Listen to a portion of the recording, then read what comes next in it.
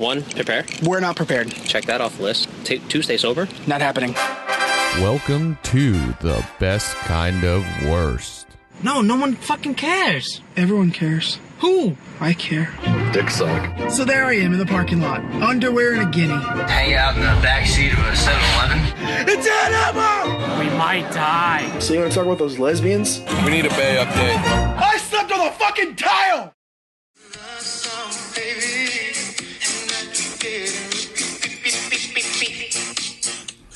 Little Gart Brooks to bring us into this,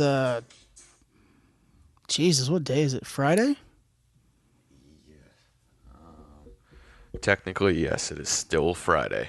Right. Episode number, we just had a debate on what number it was. Yeah. It was number 4. Episode 4. We're going to do our best to undo all the wrongs we did in episode God. 3. We're also going to get these episodes posted pretty soon here because, we're a month in.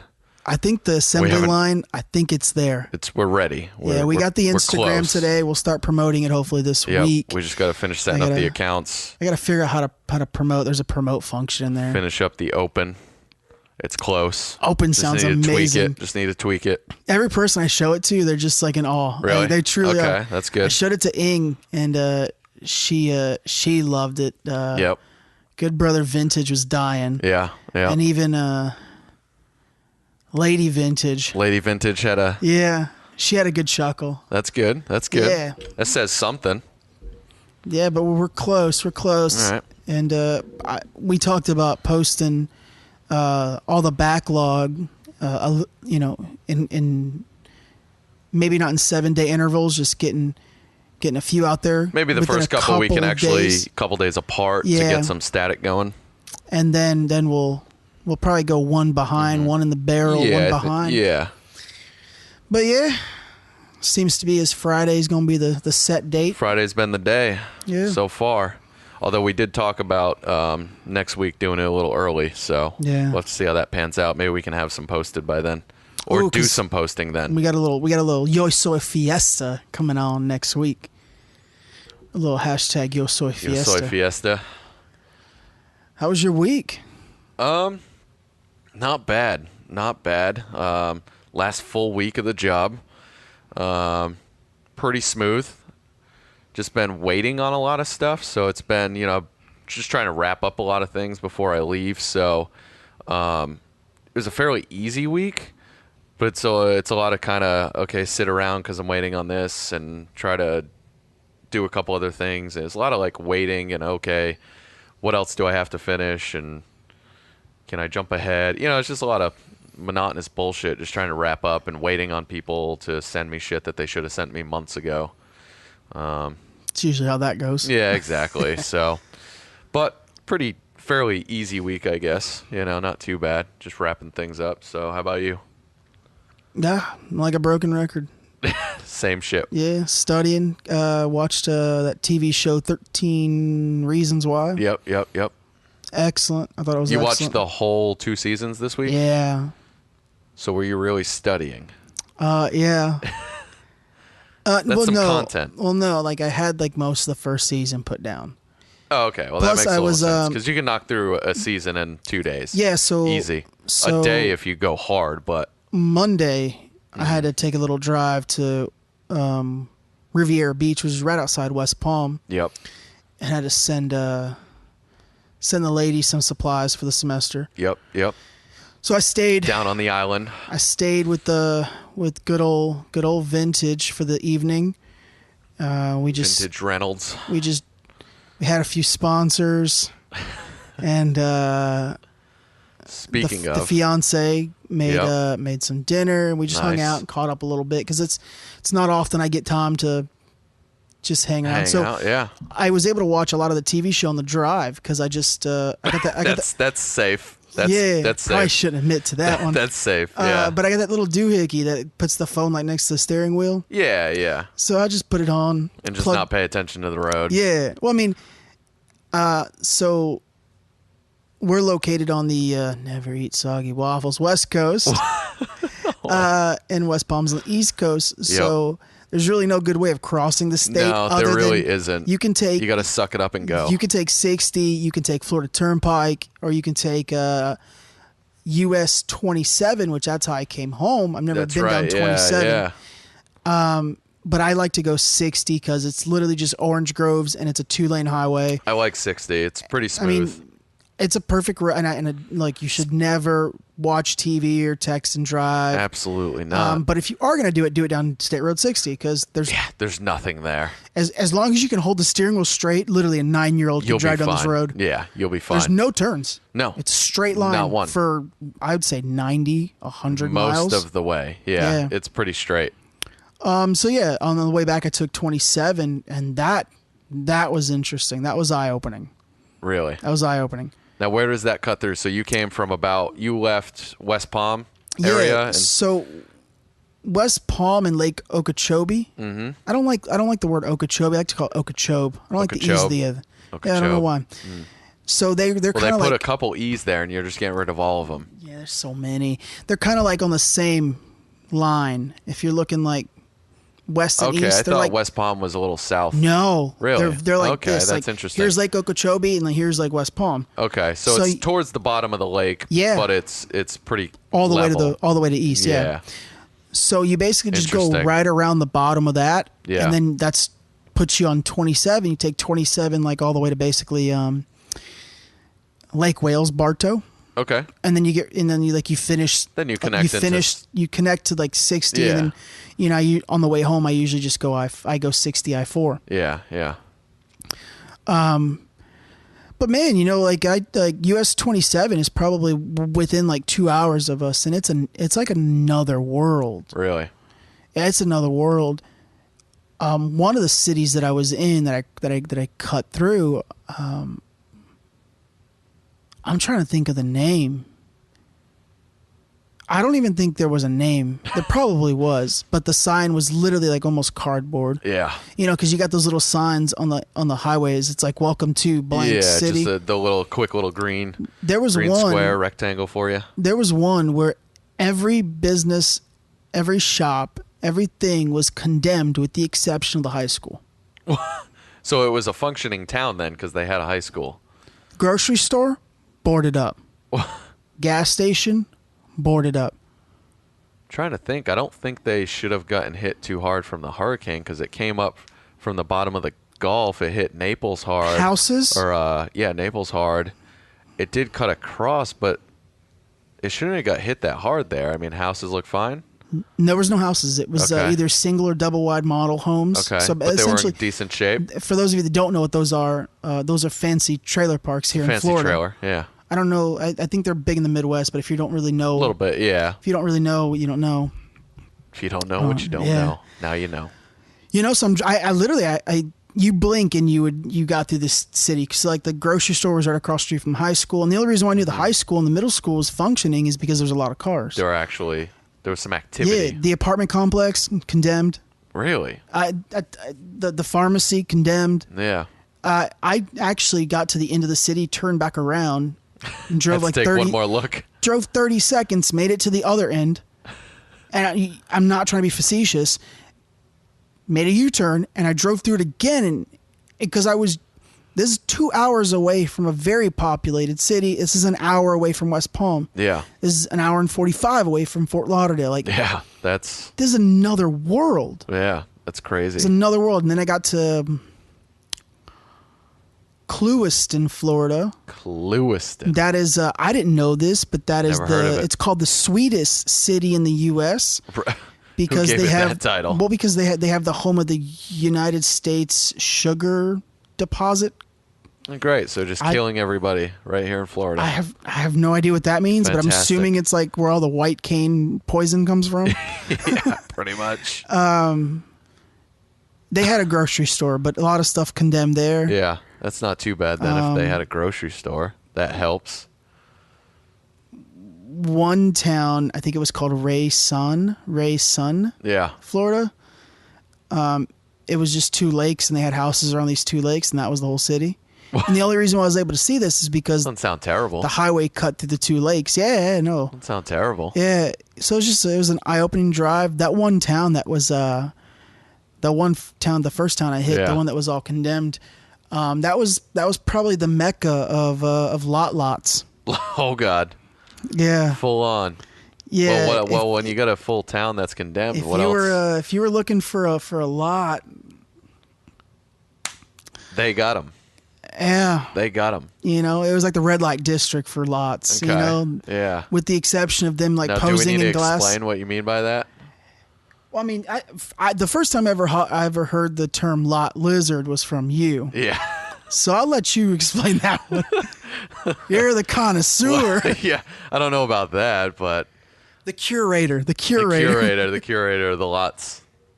So, and I don't know where I heard that term either, but it's almost like I was born knowing what a lot lizard is. Yeah. I don't know that should be a good thing. No. But it's not a testament of you. Yeah. I don't know why I know it. You probably. I don't know why. We should probably edit that out. I know I didn't make it up. So I've actually, after you said it, I have heard it. I just don't know where I heard it from. You know, it's one of those things like when you're driving, you're like, oh, I see a red car, and then you see like 30 red cars. Or you buy a new car and then you see 30 of them. Yeah, exactly. Yeah. So basically, a lot lizard is God, how do you put it? A helpful woman. They tend to hang around truck stops. She's a lady of the midnight. Lady of the midnight that hangs out at a pilot of in the loves, lots, a Flying J, yes, any kind of truck stop. A lottie, a truck stop. She mostly hangs out in the parking lot. In the parking lot, and hooks. She might have a functional help the tongue. drivers out. Yeah, functioning. Lizards always have that tongue moving. They got that tongue. They got that color change. Yeah. She's like a chameleon. One minute she's helping you out. Next minute, she's got a knife to your throat. You, trying to steal some blow. You're trying to stiff her. Yeah, right? well, because you weren't satisfied. Let's be honest. No, you can't not be gonna satisfied. No, you're not gonna be. No. That's not why you're going there. But yeah. Anyway, but no, so Mecca. Yeah. Mecca for the lots. Yeah. No, it was there was parts of it where honestly it was depressing. Yeah. It truly was. Well, when every establishment is closed and boarded up, what else do you do? I've never seen that. I've been through some towns because I don't think people know this about Florida, but some of the towns in middle and northern Florida, like mid-south and then, North Florida, like there's some strange towns and not like strange in the terms of people being strange, but it's just a lot of poor towns. Oh yeah. Once you get out of the cities and get into that rural Florida. Yeah. I think people, they see the beaches and they see like Florida State or they see the swamp. Well, the problem is Gainesville. all these big cities and these tourist attractions make these cities very profitable and huge and busy. You get outside of there, and it's just poverty. Yeah, you think of Orlando, you think of Miami, you think of Tampa, Clearwater, nobody thinks of these. Siesta Nobody Key. thinks of Lake Okeechobee. Every year they have the number one beach in the U.S. Yeah, Siesta absolutely. Key. It's a beautiful beach. You think of boats. Got you that think of white pirates. sand.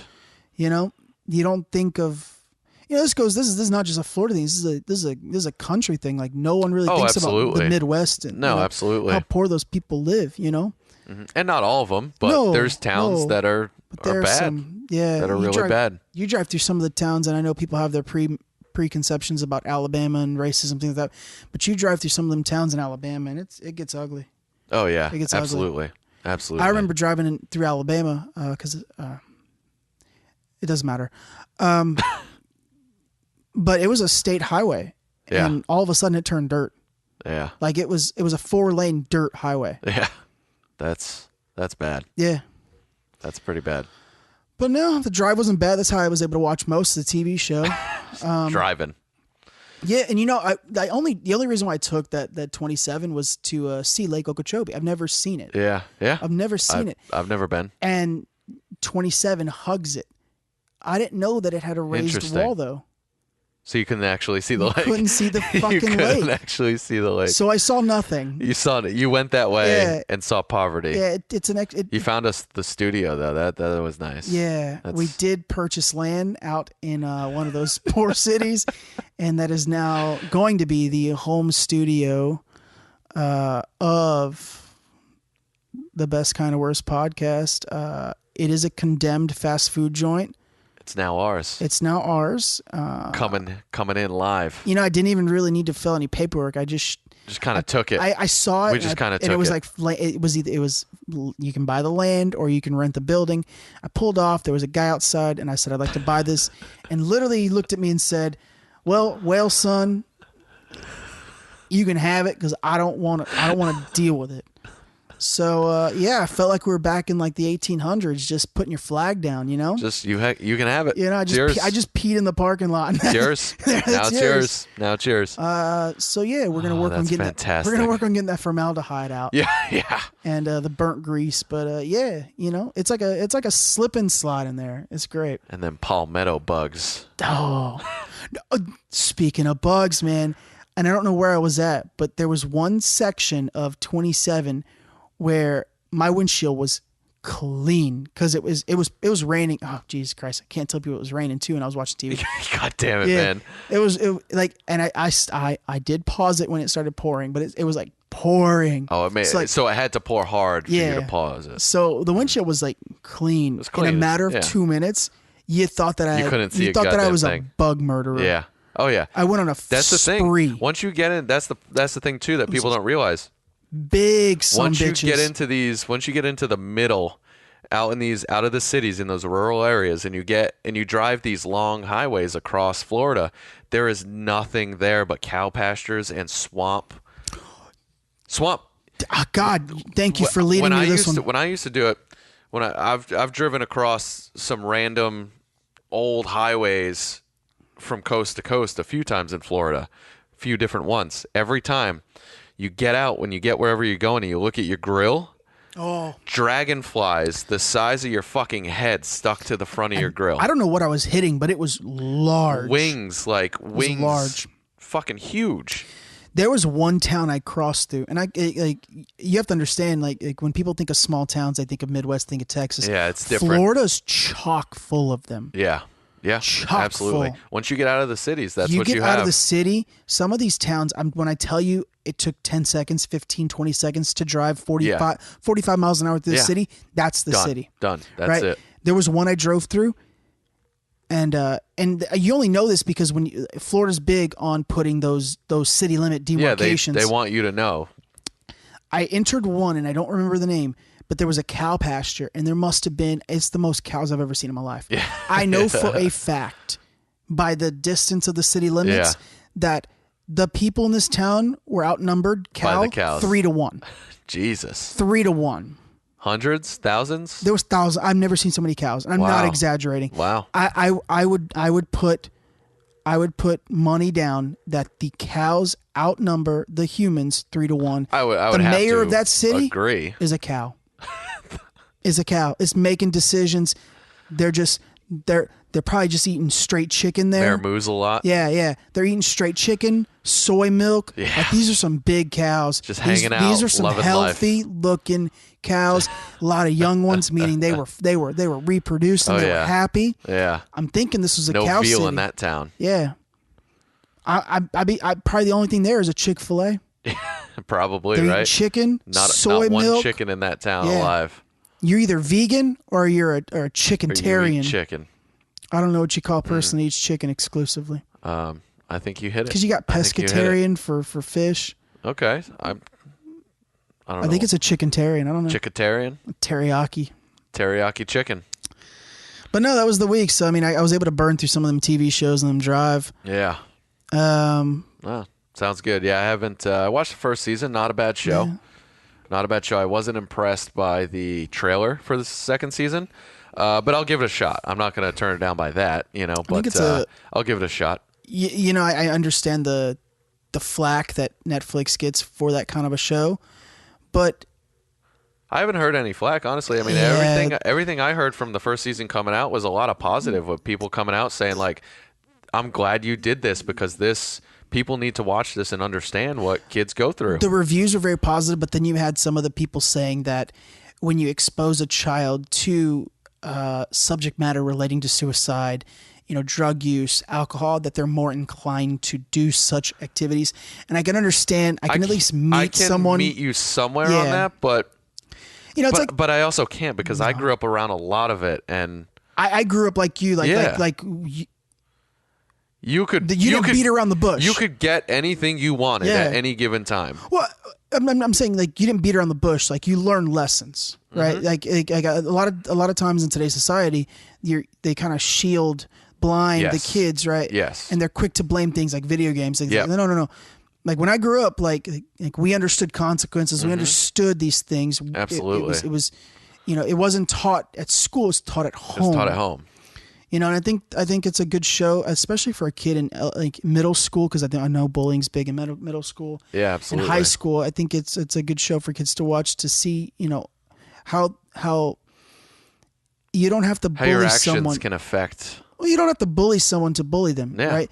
No. You can ignore someone or disregard someone or just push someone away, and that could have a real negative impact on their life, their mentality. Yeah, absolutely. So, I think it's a really good show for people to watch. There was a scene in the second season that was a little much even for me, but it has happened a few times, which is alarming to me. Yeah, alarming. I'll have to check it out. And I can understand where some parents would be like, yeah, I don't want your kids watching this. The fuck just happened? Interesting. I'm gonna have to check it out. Obviously, we don't want any you spoilers. You saw the whole first season. Yes. When Hannah in the hot tub scene. Spoiler alert. I won't say anything more, but she played that part. Oh yeah, amazingly. Absolutely. When I was watching it, I felt like that was really happening. Felt real. Absolutely. There was so much reality to that. There's a lot of emotion there. Yeah. You feel it. That's also just good filmmaking. I mean, that's why she's up. I think she's up for a Golden Globe or whatever the TV thing for good lead actress, good yeah. editing, scoring. I don't remember. I'd have to watch it again to remember if they scored that scene or if it was kind of more raw audio. But and I like the tie-ins in the second season. They tie some things in. So yeah, well, that's good. I mean, you have to have good writers to continue a season. Continue a show for multiple seasons. Otherwise, it fades out. I don't think it's Rotten Tomatoes score was real high. Yeah, but you know what? I fucking hate Rotten Tomatoes. Hold it. Do you go by that at all? I look at it. See, I look at it when it shows up because, when you watch things on. Well, now it kind of pops up everywhere. It's kind of like, hey, this because they've gotten a name for themselves. People actually go by that, but I got turned off by them years ago when they first kind of started making a little buzz for themselves because every movie I was going and seeing and liking for certain reasons, they were given shitty ratings. Shitty. Do not see this movie, fucking 4 tomatoes or whatever the fuck. And I go and I'm like, that's not a bad movie. And then they go and give these big blockbusters 100% rating and they're not even that fucking good. Yeah, look, it's there's a lot of bias there. I think every Marvel movie is above an 82. Yeah, and sure they're good movies, but you know what? They're not outstanding movies. They're entertaining. Cinematically, visually, outstanding. To a sense. Plot wise, here's the characters. Little weak. Yeah. Funny. Yeah. They lose. Win. Credits. Exactly. And they're all the same template. It's quite predictable at times. Yeah, very. So for a movie to get in the 80s and 90s on Rotten Tomatoes or something like that really irritates me, especially when you see some movies that are just masterpieces that get and they're 40s, 40, 50, 60. I'm like, what the hell are you doing? Do you remember back in the day? It's like you're killing that movie because a lot of people now they base what they go and see off of stupid reviews like that. Well, because fucking Apple. And I love Apple, but they have Rotten Tomatoes embedded into the Apple TV. Yeah. They have it embedded into show you. the rental app. Yep. You know? They're in cahoots. Yeah. And I mean, I get it. It's the Yelp of, it's like Of Yelp course, for food, right? Of course, but I do not agree with it. Everyone uses. I just, and that was years ago, and I said, fuck it, I don't need it. I'm gonna look into it. If it interests me, I'll go and see it. And that's how I've always been anyway. So I don't really care, Because I'll watch Does movies. the movie interest you? I'll watch anything. I'll watch movies, and they get like a 10 or 12 or a 20. And it's I'm like, one of your favorite fucking movies. Turns into a cult classic or something. You know what I mean? It's just like, go see what the fuck interests you. Don't read a goddamn tomato rating, whatever the fuck that means. I fucking love Nicholas Sparks romantic movies. I know you do. And they're fucked. Everyone they come out with, it's just they get ripped. Like, it's not a believable cast. Like, I'm not. It's not supposed to be. It's entertainment. I'm listening and watching the story. It's not a believable cast, but Iron Man and fucking Spider-Man and the Hulk, that's believable, right? The interactions between the two lead characters looked a little forced or some bullshit. Yeah. Like, have you seen Robert Downey Jr. and Gwyneth Paltrow's interactions? Like any other rom-com or romantic movie? Yeah. It's all blown out of proportion. Yeah. Man, we haven't really. We started with this week, and now we just got on a tangent. Do you remember? When the ratings used to be just those two guys, or Roger and Ebert? Yes, Roger and Ebert. Right? And then they had that split. Yeah. And then it just became them two individually. Yep. And then Variety from LA, from Los Angeles, got into the ratings or the reviewing. Yeah. And then came the Rotten Tomato era. But it used to be just two guys. Mostly, of course, yeah. Guys. I mean, they were the guys that did it. I think it was a star rating. Well, there was also only so many movies coming out a year. You know what I mean? The movie business exploded to where there's every studio, there's independent films. Whereas back in the day, I mean, it was hard. There weren't that many movies. You could show a movie for a year in the theater because there was nothing else to show. Not to rip Rogan, but he posed a question. He's like, "Do you remember when you had to look to the newspaper to see movie times?" Yeah. I was like, and I sat there and I just paused this. I paused it for a second. Is that the one with Theo? Yeah. Yeah. And I went, I remember that. Yeah. I remember. Or then they brought up the movie phone where you would call and get and they were like, you have to listen to the whole thing. You have to call in movie phone and listen to the times. And because I go to school with kids that are probably about 4 or 5 years younger than me. Yeah. They probably don't know remember any this. of that. Because that's the thing. We're in that age gap to where we remember a lot of stuff beforehand, before like the explosion of the internet and smartphones and crazy ass computers. So we have a little bit of both, but people just a couple years younger than us have no fucking clue. Idea. No clue. I remember my first semester in college because I've always been younger, so I've always been like on the younger side. So I was 17 when you started college. I was 17 in college because I had enough high school credits. Mm-hmm. The community college. You're able to start. I wanted to go straight to community college, save money. Yeah. They knew I was going to graduate no matter what, so they started letting me take night classes. Yep. In my last semester of high school, so I can get an advantage. That's cool. Yeah. I remember I didn't have a laptop. Yeah. There was no laptop in college. Like my third semester, you finally got something. 4 people in class had a laptop. Yeah. And I was like, what is wrong with these people? They don't need these things. What about a notebook? And one of the kids, coincidentally, was a kid I went to high school with. Yeah. You'll know him. Okay. And I was like, why do you bring that thing? What are you doing? Why would you notebook? do that? And he's like, because we're not going to listen all semester. And I was like, what are you talking about? He's like, we're just going to watch movies. I'll bring one in one week. You bring one in the next week. And that's what we did. That's actually fucking genius. Ladies and gentlemen, that is the only reason why I bought a laptop for college. In third semester. To watch movies. During class. Not to use it for school. So when he said that, I started thinking like, I remember the days when I went to college and you didn't have a laptop. Yeah. Like that's all that, Yeah.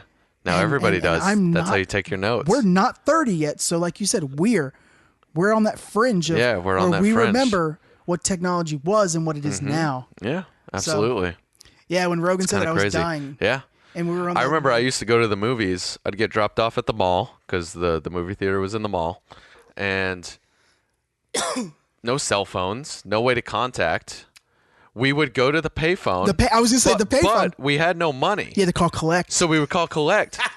But Mom doesn't want to have to pay for that collect call. So I say, Mom, come pick me up, and then hang up the phone. Yeah. And so and then you are receiving a collect call from Mom, come pick me up. Yes. And then you hang up the phone. Yep, because you got to say who it was. Yeah. It was like calling from jail. Exactly. She knew where you were. Never been to jail. Come pick me up. No, me neither. Sidebar, we never been to jail. Sidebar.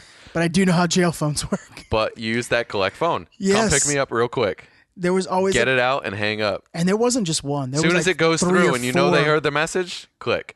You know, because now you go to the movie theaters and there's like lines to the bathroom.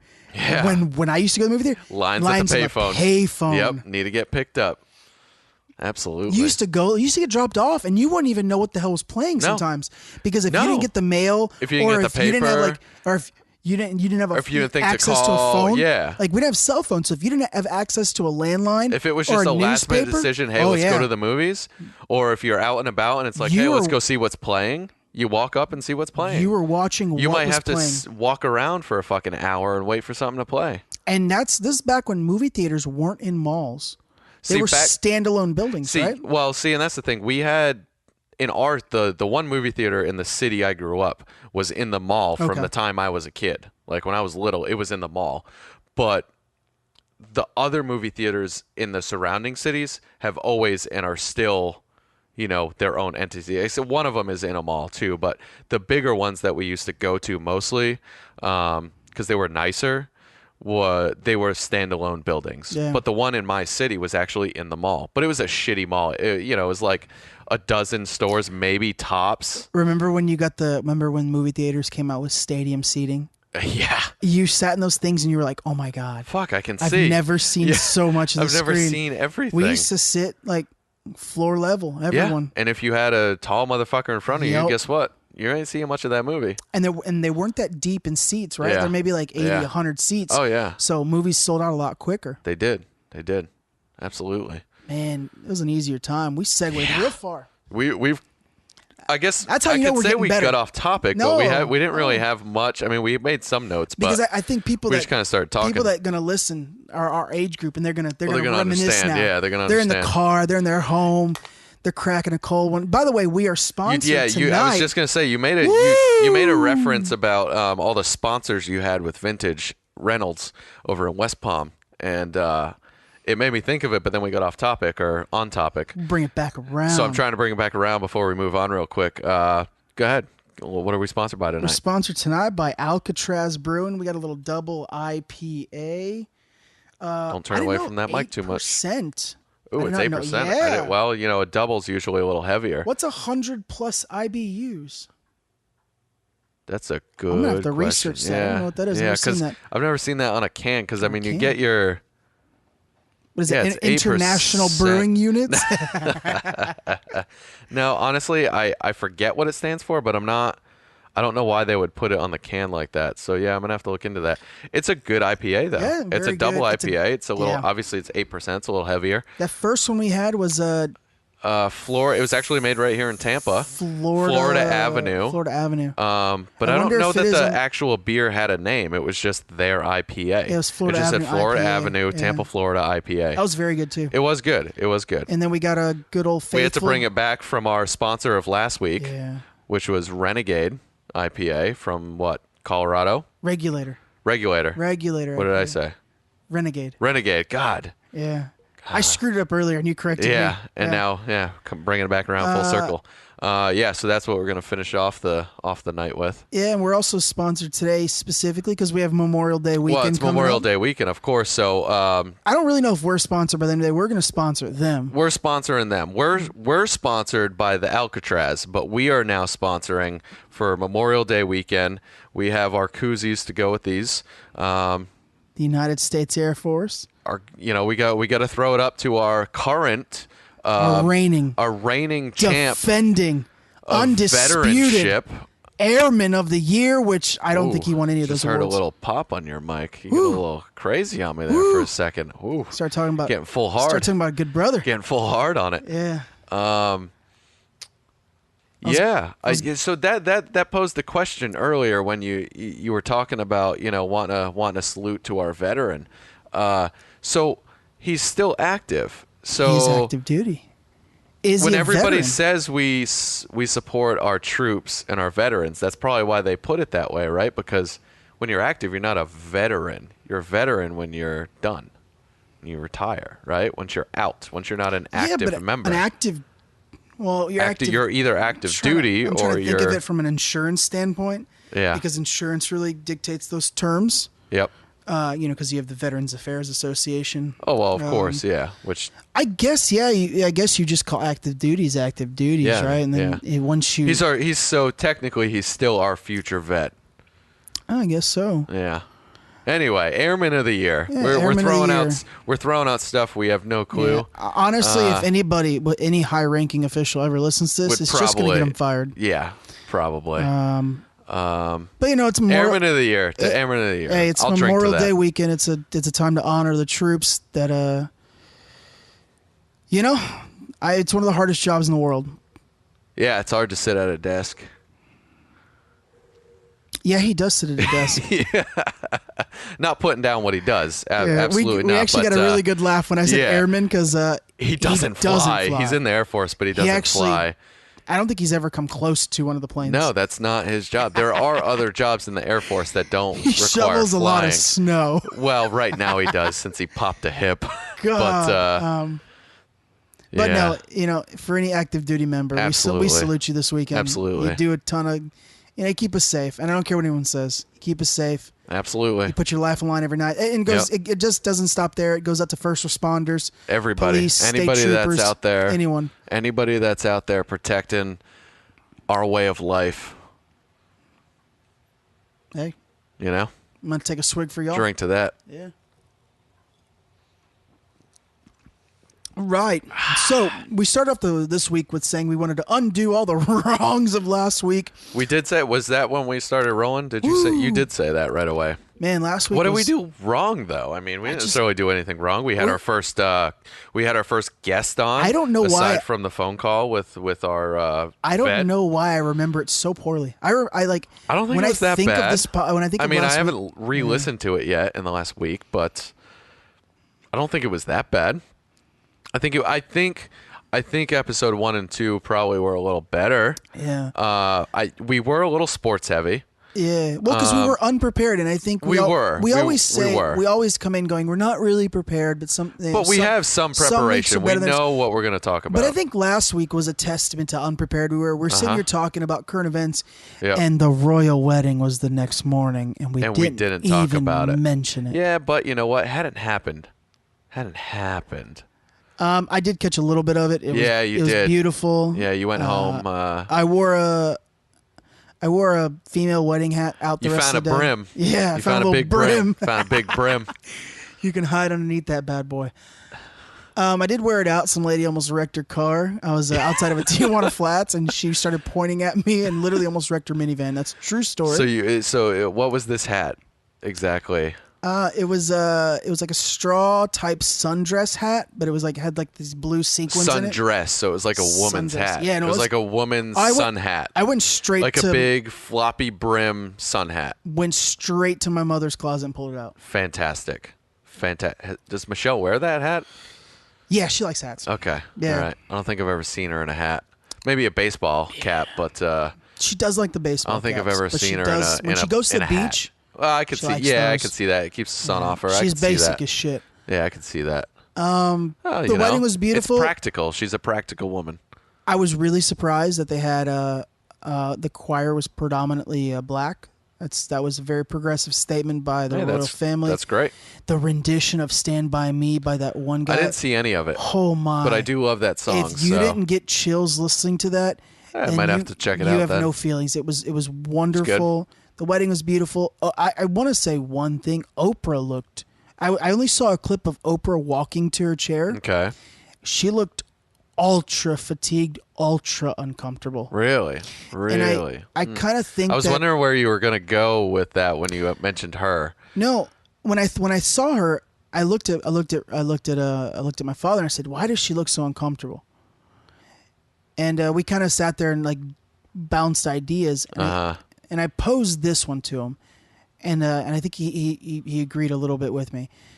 I think with Oprah being so polarizing as she is, when you have a wedding where the royal family where you don't matter so much. Well, the royal weddings, the bloodline is very Caucasian. Absolutely.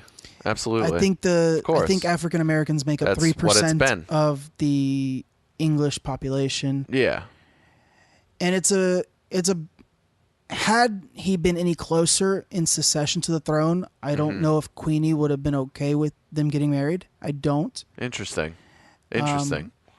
One, she is African American. Two, she's previously divorced. So that was two strikes. That I could understand them having a problem with. You know, if the roles are reversed, and it was what was the other ones? It was Harry. If William instead of wanting to marry Kate married.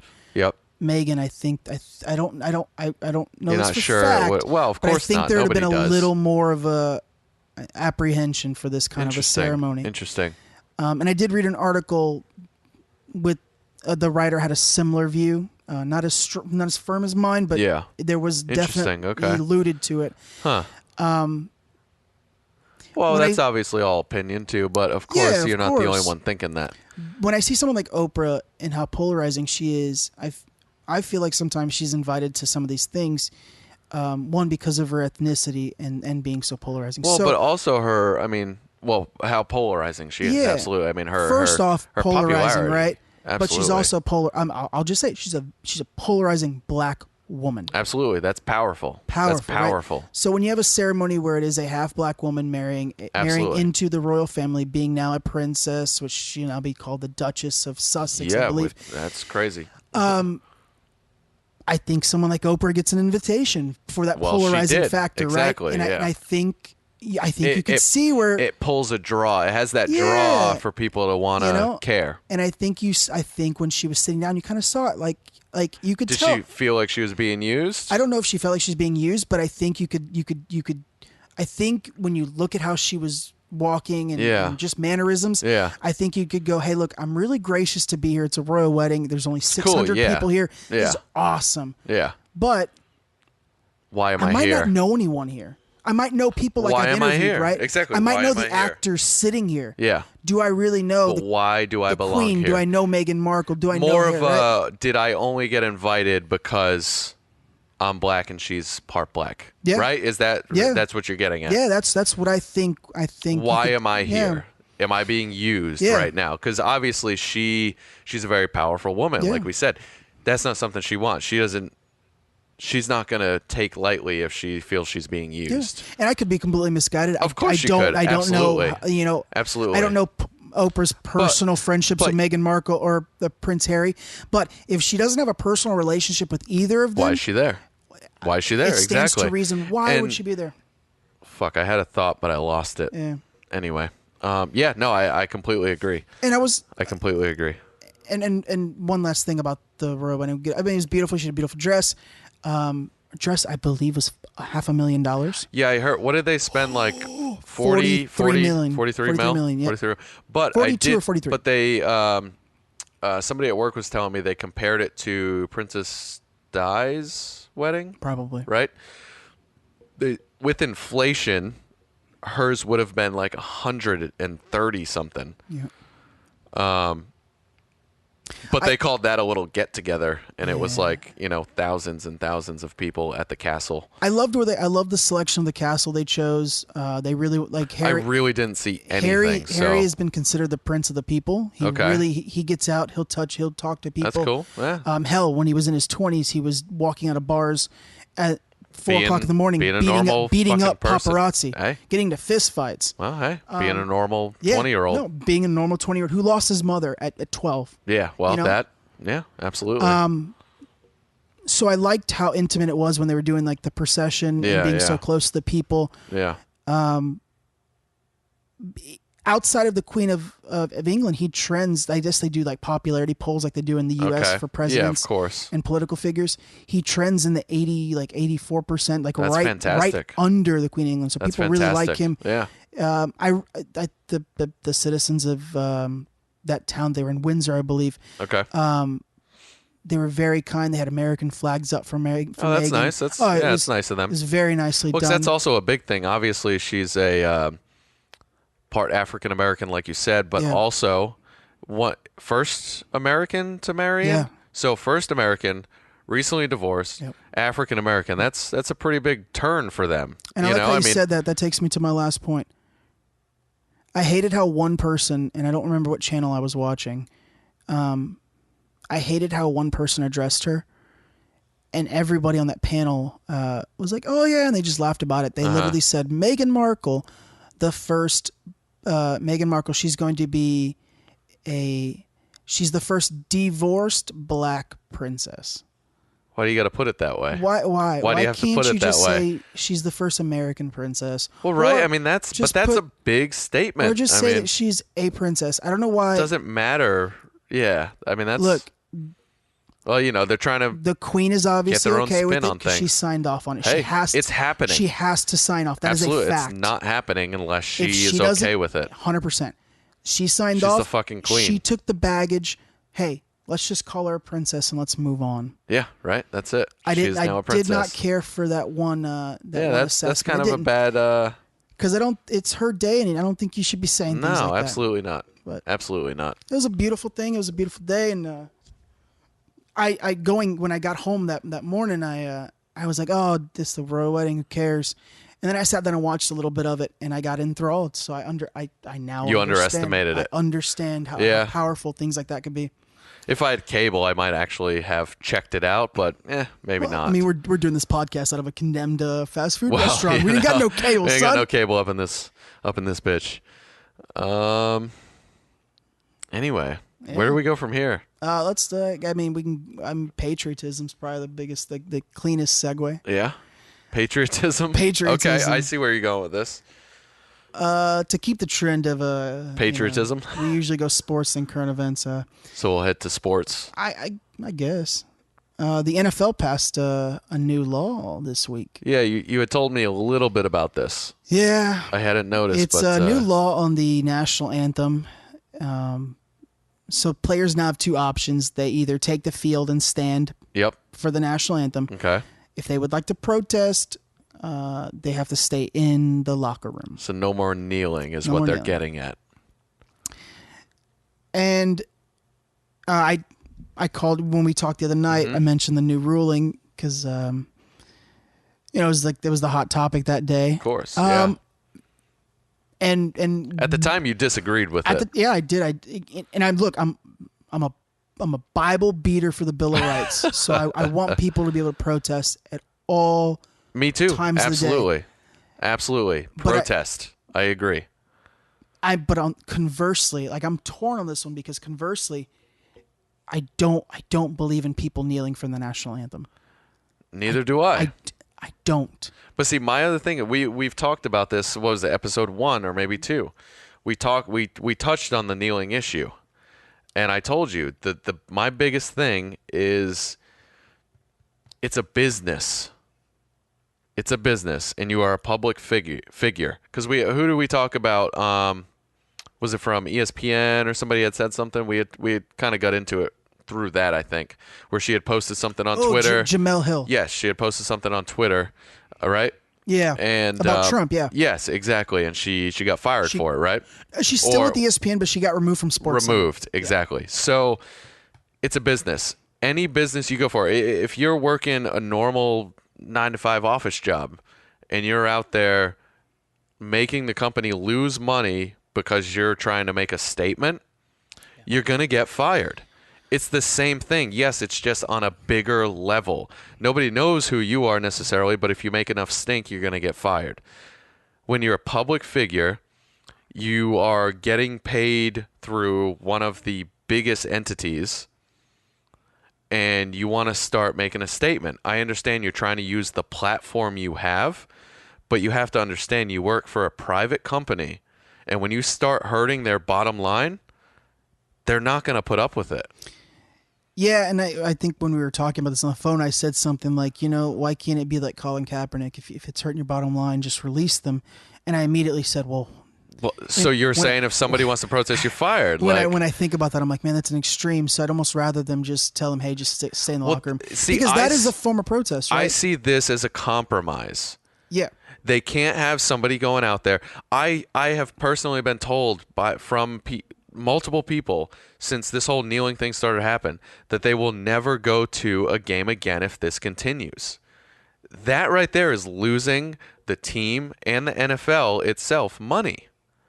And that's the problem. Yeah, and it's a coincidence that you actually brought up Jemele Hill. That's the problem. I forgot we had talked about her. We did. I actually read her article on this specifically about this situation. And I know, and I hate using the word bias because it's not really bias from Jemele. She's a very, very smart lady. Okay. She's black. She's very articulate. I don't believe she should have been removed from SportsCenter for her comments because I don't think that they were that aggressive. And I can meet you there. She didn't say like I hate Trump. No, he's in it. Like no, she was just disagreeing with some of the policies. And I can meet you there. I can meet you there. Especially if you're going to keep her on and just kind of shuffle her to exactly. online. Well, they just tried to quiet her because move her down. She somewhere. posted this article and she's now working for the Undefeated, which is an ESPN publication. Okay. And I knew reading this that there were, and I hate using the word bias because these aren't really biases; these are her beliefs. Yeah. So when I read this, I knew they were going to be her beliefs. Of course, absolutely. She was going to tie this into Trump and the government situation currently. So some of the things regarding the law, the players can be disciplined for engaging in protest, and the league also has the power to fine the teams of the protesting players. Well, that also puts them. What am I trying to say? Puts them. Accountable? Yes, that makes them accountable. Yes, that's what I was trying to say. So in her article, she believes that it stems from the NFL, and I disagree with this point. The NFL is scared of President Trump. That's not it. I disagree with that. Yeah, me too. And corporate partners, I agree with that. that. Yes, because that's where it comes down to money. When you lose those corporate sponsorships, you're affecting the money. I don't believe that the NFL is scared of President Trump. The NFL absolutely not. The NFL is a powerhouse. Absolutely. There's nothing for them to be scared of the president for. And I mean, when you say the president's scared of President Trump, you're essentially saying they're scared of his Twitter account. Yeah, right? I mean, come on. Right? Because he's going to say some things to the media, right? But most of his shit regarding the NFL has been via Twitter. Yeah, of course. That's where he lives. Yeah. You know? And as you read along, he didn't help himself in this, and he said he will control the narrative. Who said this? Trump. Okay. That he'll control the narrative on the player protests no matter what the NFL does. I don't think he has that kind of power to really control the narrative. I mean, you can't peddle in. No, I mean, you can sit there and be company. like, I mean, there's laws in place for companies for a reason. Other than that, you have no say. I don't believe this was a big issue. President Trump made this put spotlight on this. Of course. But I believe this became a national issue when their biggest partner, Papa John's, stated publicly that their profits had dropped like almost 10%. Yeah, absolutely. That's a game changer for a national franchise. That's a game changer. Absolutely. That's a difference between keeping people employed and keeping people not shutting employed. Locations down. So when you look at it that way, I believe it was Papa John's that really got people going, oh, this is a problem. This is real. This is real. And then Papa John's They're had, a I think, huge sponsor. I don't know how many years left on their corporate partnership, but Papa John's was the number one sponsor of the NFL. Yeah. They dissolved their partnership. Yeah, that's huge. And that's what I was saying. When you start affecting the bottom line, they're going to have to make changes. And I think this rule is a good compromise because guess what? You can still protest, but you cannot do it on the field in front of the cameras for the whole fucking world to see. You protest, stay in the locker room, come out when the national anthem's over. I don't have a problem with that. I think it's a good compromise. We're still allowing you to protest. Yeah, and the NFL, like there was some Steve Kerr, head coach of the Golden State Warriors for the NBA. His comment, I actually didn't mind his comment. It was pretty articulate. He's usually an articulate guy. He goes,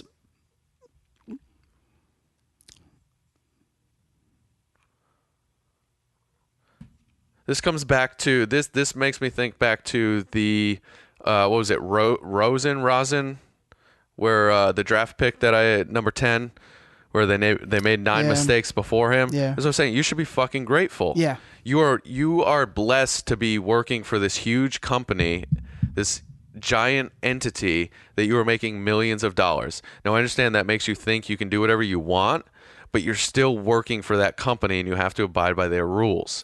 And if you start losing them money, anywhere else, any other company, you start losing money, you're fired. So they're compromising. Yeah. Listen, you can still protest because we agree with you having the right to protest. But you can't do it to where we're going to lose money. Stay in the locker room. They're showing that they will blacklist you. I mean, Absolutely. I don't want to say but that's basically what's happening. Eric Reed was a first-round draft pick. He's unemployed. Yeah. Colin Kaepernick still unemployed. Yeah, exactly. And I can name... Nobody wants to touch it because it's going to cause the team money. I could name... I bet you I could name 20 of 32 teams that you can stick Colin Kaepernick in as your backup, and it will be an upgrade. Absolutely. It'll be an upgrade. Absolutely. But they're too scared to touch it. Obvious upgrade. They're going to lose money if he continues the route he was going. And I'm sorry, I was never a huge fan of his, but he is a good player. He will do well. And also, almost anywhere you put him. He was protesting for something he believed in. Absolutely, and that's fantastic. The people that followed him were protesting to follow him. Exactly. And I'm not saying all of them. No, absolutely not. Majority. Sure, some of them had the same beliefs, but it's like, oh, that's a good cause. Let me do it. I'm a firm believer in protesting. Yeah. Understand what you're doing. Believe in what you're protesting. Absolutely. So Steve Kerr said, I think it's just typical of the NFL. They're just playing to their fan base, basically trying to use the anthem as fake patriotism, nationalism, scaring people. It's idiotic, but that's how the NFL has handled their business. I'm proud to be in a league that understands patriotism in America is about free speech, about peacefully protesting. And I think our leadership in the NBA understands that when the NFL players were kneeling, they were just kneeling to protest police brutality, to protest racial inequality. They weren't disrespecting the flag or the military. What? I think some of the players were protesting police brutality. I think the majority of the players were protesting in accordance to their race or their ethnicity. Absolutely. NBA, I have a real issue. It's a very articulate statement, and it's a good statement for the NBA. But again, the NBA's demographic, and I hate to throw out generalities, but the NBA's demographic is predominantly African American. Yeah, it is. The NFL's isn't. No, it really isn't. Not. No, it's not. The NFL's Midwest, Texas, Florida. They love their Midwest football. I'm sorry, the NFL has a very diverse fan base. Absolutely. When you go to games, there's Hispanics, there's blacks, there's whites, there's everything. Everything. When you go to NBA games, it's predominant. It's predominantly African American. Of course, that's not a bad thing. That's just what it is. That's just what it is. There's nothing wrong with having demographics. Absolutely not. You sell out, you sell out. I don't give a shit. That's why there's a term called demographics. Yep. And the NFL has that. Look, the NFL's strong. Look, the two top states for recruiting collegiate athletes from high school: Texas, Florida, California. Absolutely. What's your demographic? It's diverse. Yeah. It's half white. Mm-hmm. Absolutely. Right? The NFL does things every season for the military. They have a very strong military presence. That's great. So when you do things like sitting for the national anthem, kneeling, that takes a huge hit. It's disrespectful. It's people also like that. disrespectful. I understand. Listen, it's very disrespectful. Listen, you want to protest for the brutality and this and that. Don't do it during the national anthem. That's not the time to do it. That's not making a statement about what you think it's making a statement about. Yep. I think the NFL could have helped themselves and relaxed some of their uniform laws. Of course they could have. Let teams put, like there's always those colored flags for everything. Absolutely. Breast cancer. Absolutely. I think the NFL could have helped themselves in this situation, giving the players an option, a different option of protesting. Mm-hmm. Yeah. But by the time it got to this point, it's too far. It's too far. Where the NFL fucked up for me is when the article came out on ESPN about the law change. They said it was unanimous. All owners voted yes, and it was a formal vote. Yeah. That apparently wasn't the case. Really? So that's what they said it was. Yes. It was apparently informal, hand-raised vote, And if you just didn't want to vote, you abstain. And apparently Jed York from San Francisco has come out saying that he did abstain from voting. Interesting. And so did Mark Davis.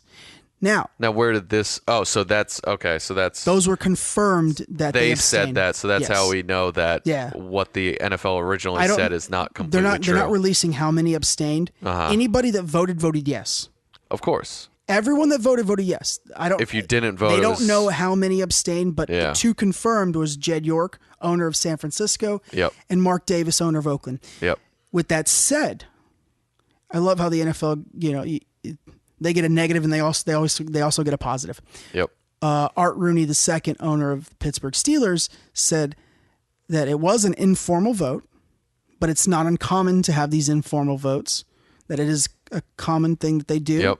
And that, yes, So it's formal for them. Yes, there were a few that abstained, but everyone that voted yes, including himself. Interesting. That's a big statement from Art Rooney, who, for those of you that know the NFL well, know that there's a thing called the Rooney Rule, which is when you have head coaching searches, you have to interview an African-American or someone of ethnicity. Yeah.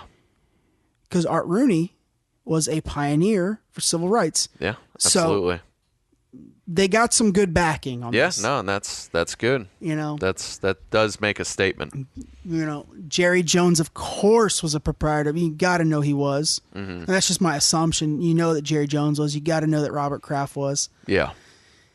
You could say what you want, but when you own a team, you own a team. Absolutely. Regardless of your ethnicity or your race. You own a team, you own a team. Yep. You put a bid in when a team goes for sale, and the owners collectively approve your bid or not. Yeah. 9 times out of 10, your bid's good enough. Yeah. Right? Usually. You own a team, you own a team. You're paying these players a lot of money, and you can't you can't pay someone X amount of millions of dollars if they're going to cost you millions X of million dollars. I'm exactly. sorry. You can't do it.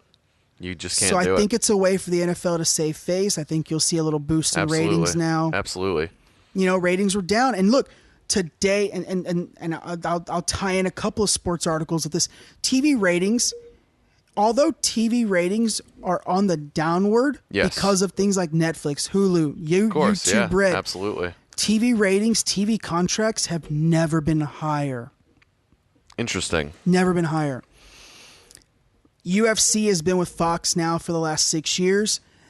Their contract was ending. It was an assumption that Fox was going to renew either part-time or full-time. ESPN stepped up, hit UFC with $1 billion over 6 years. Holy fuck. You got a bunch of dudes. You got organized cockfighting. Okay, Yeah. let's be honest here, ladies and gentlemen. Organized cockfighting just got bought by Disney. Yep. Disney owns ESPN. You're under the Disney umbrella. Organized cockfighting. Pretty much. Much. Fox now has an opening. Yeah. What does Fox go and do? They go get WWE SmackDown Live, 5 years, $1 billion. Damn. That's a big move. I don't know the numbers of Raw, but Raw is going to stay with USA under the NBC umbrella. They've been there for years. There was talk about them keeping both, but they're going to sink a ton of money into Raw. Yep. So I don't think they could afford both. Yeah, I couldn't do both. So Fox, Split the moment ESPN they took it. Put the $1 billion down on UFC, they put $1 billion down on WWE SmackDown Live. I can't wait to see the Raw number. Yeah, it's going to be higher. See what happens. And if it's higher than UFC got for ESPN, that's going to put a little stranglehold on UFC. Of course, and it you know is. who gets more clout? Conor McGregor. Of course. He's going to end up owning that without any ownership. He's going to end up running UFC because of all this. Because Dana White and Vince McMahon, very friendly. Yep. They're two different things. One is scripted, one is reality. Yeah, exactly. Right? But they're both in the entertainment business. Both entertaining. Absolutely. And if WWE can get 2 shows over $1 billion, that's going to put That's going to put a hurting on the UFC. Absolutely. So it's going to get interesting. You know, TV contracts are driving sports. ESPN is been losing money for the last 6 years, but still finds a way to put up billions of dollars because they know either they spend the money and get these things, or it's going to go to Fox and NBC. And you have to spend the money to get the money now at this point. ESPN's the mothership. Yeah. And 2 years ago, there was a large gap between NBC Sports and Fox Sports. Yeah. That gap... It's closed. That gap is close now. Closed.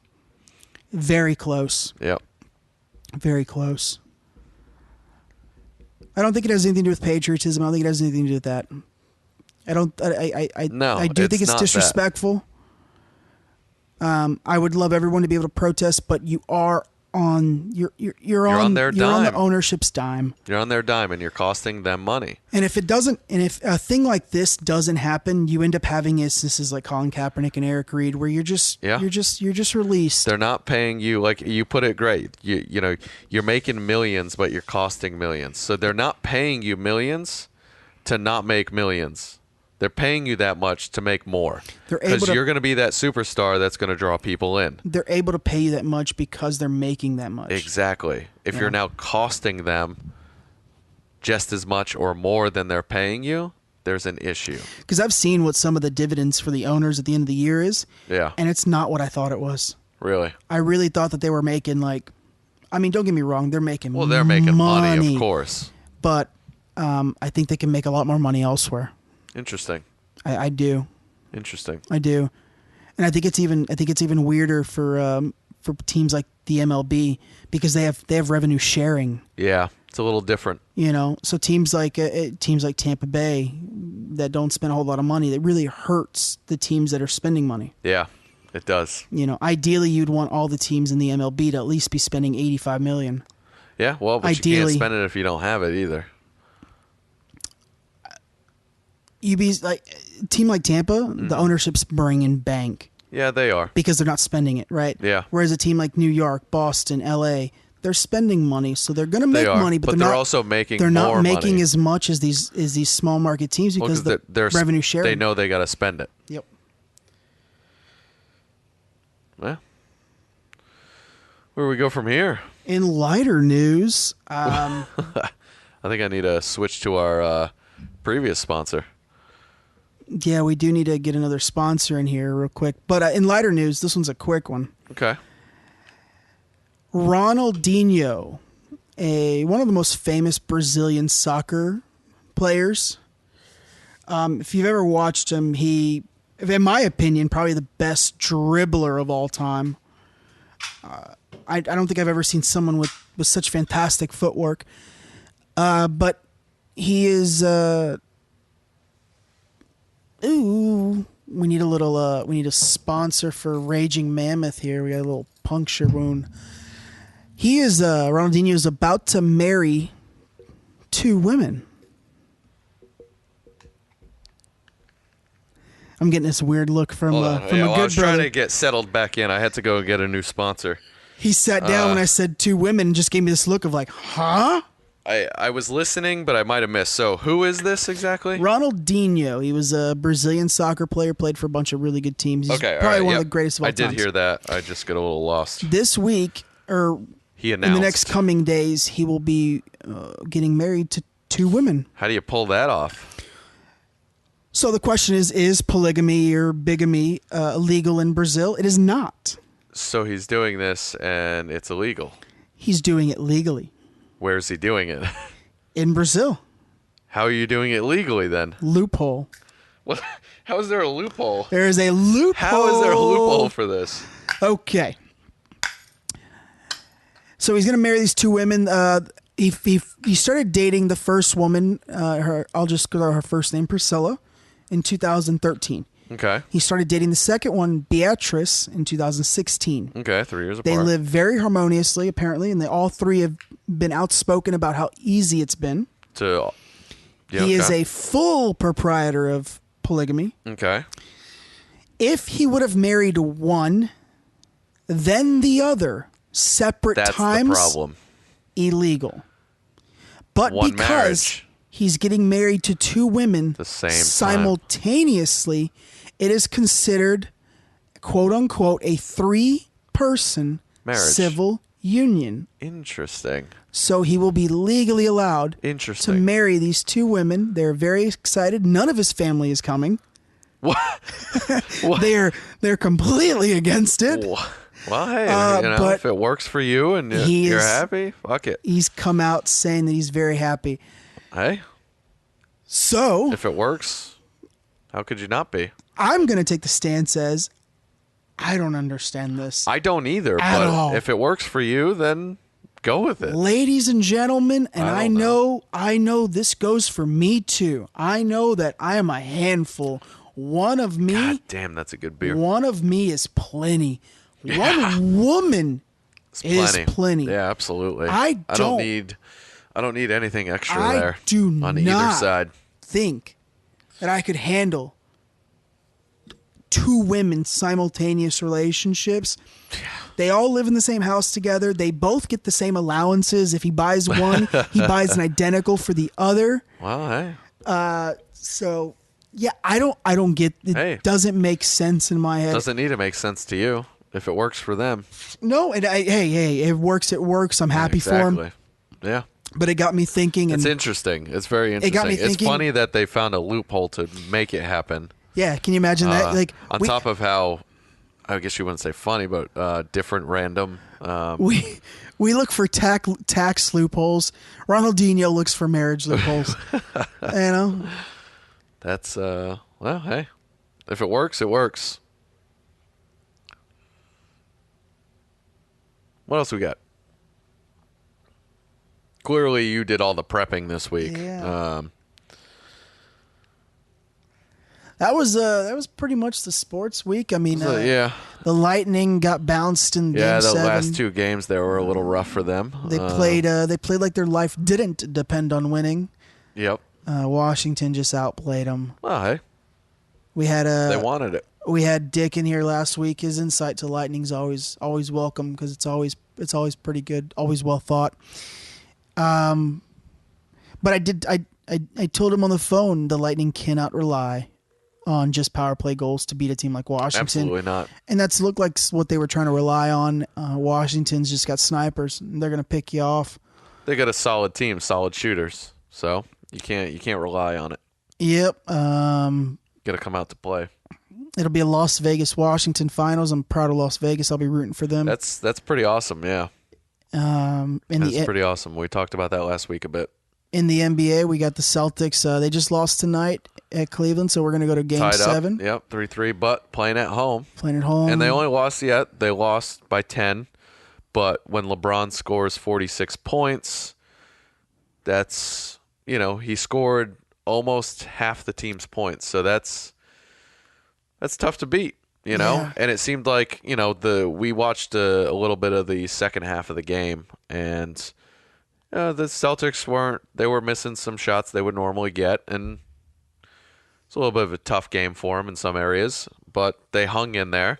They had a good run, and Game 7's at home. They've got a little momentum here. They're doing all right. It's going to be interesting. Yeah, it's going to be a close game. It's going to be very interesting. Game of the series.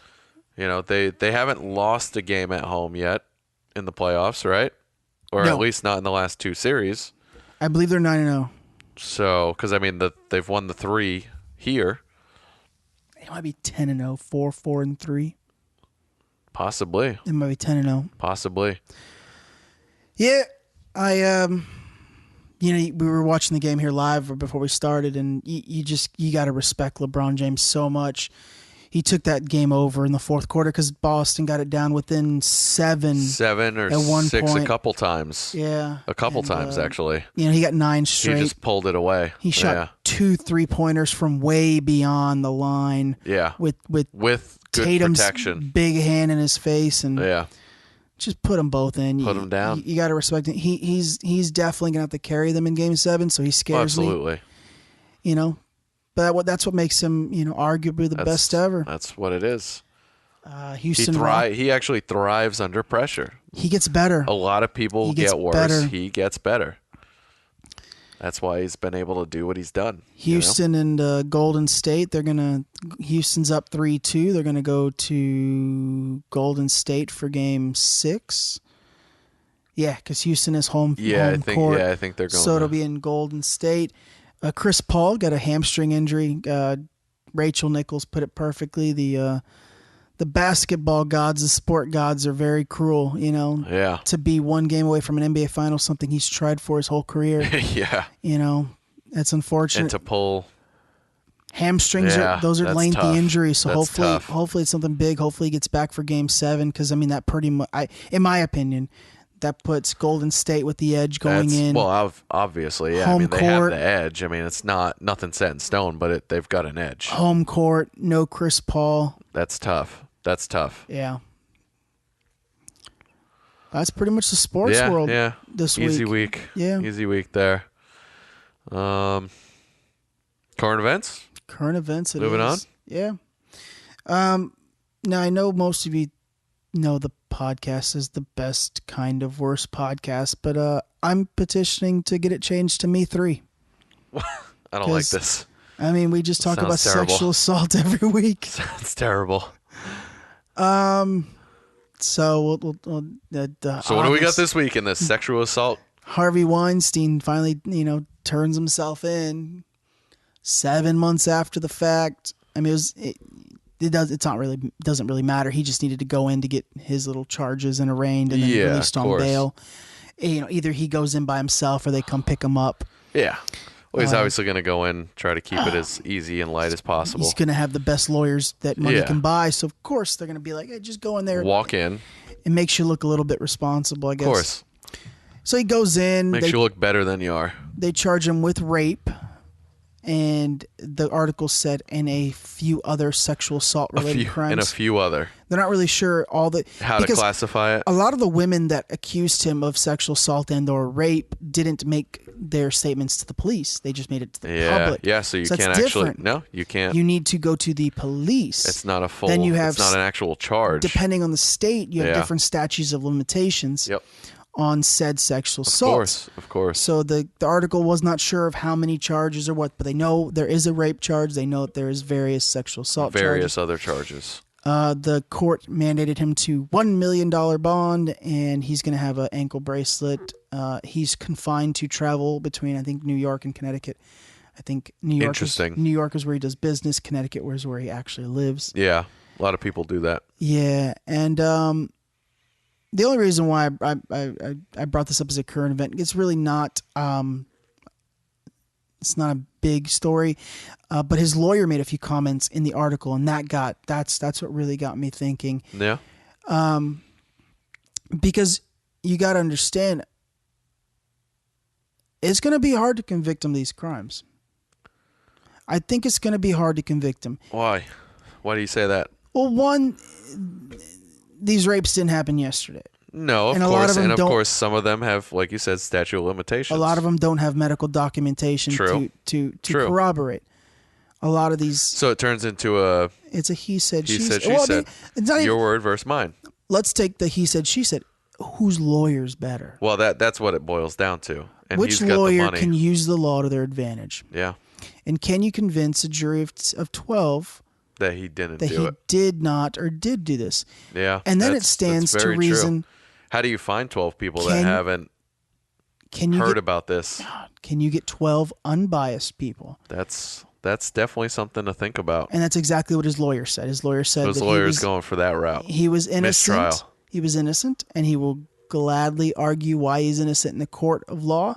But he did state, if it's fair, if we can find 12 jurors Absolutely. that are not enthralled by this Me Too movement. Yeah. And when I read that statement, absolutely, I don't think people are reporting much on it, but I think people need to. It's a heavy statement. I think people need to read between the lines. Absolutely. I don't think he's going to try to prove that he didn't do it. No. I think he's going to go for a mistrial. Yeah, he's going to try and prove that you can't have. There's no way to try this. If you can find one juror, the media has blown it completely out of proportion. Flinches. Yeah. He'll get a mistrial.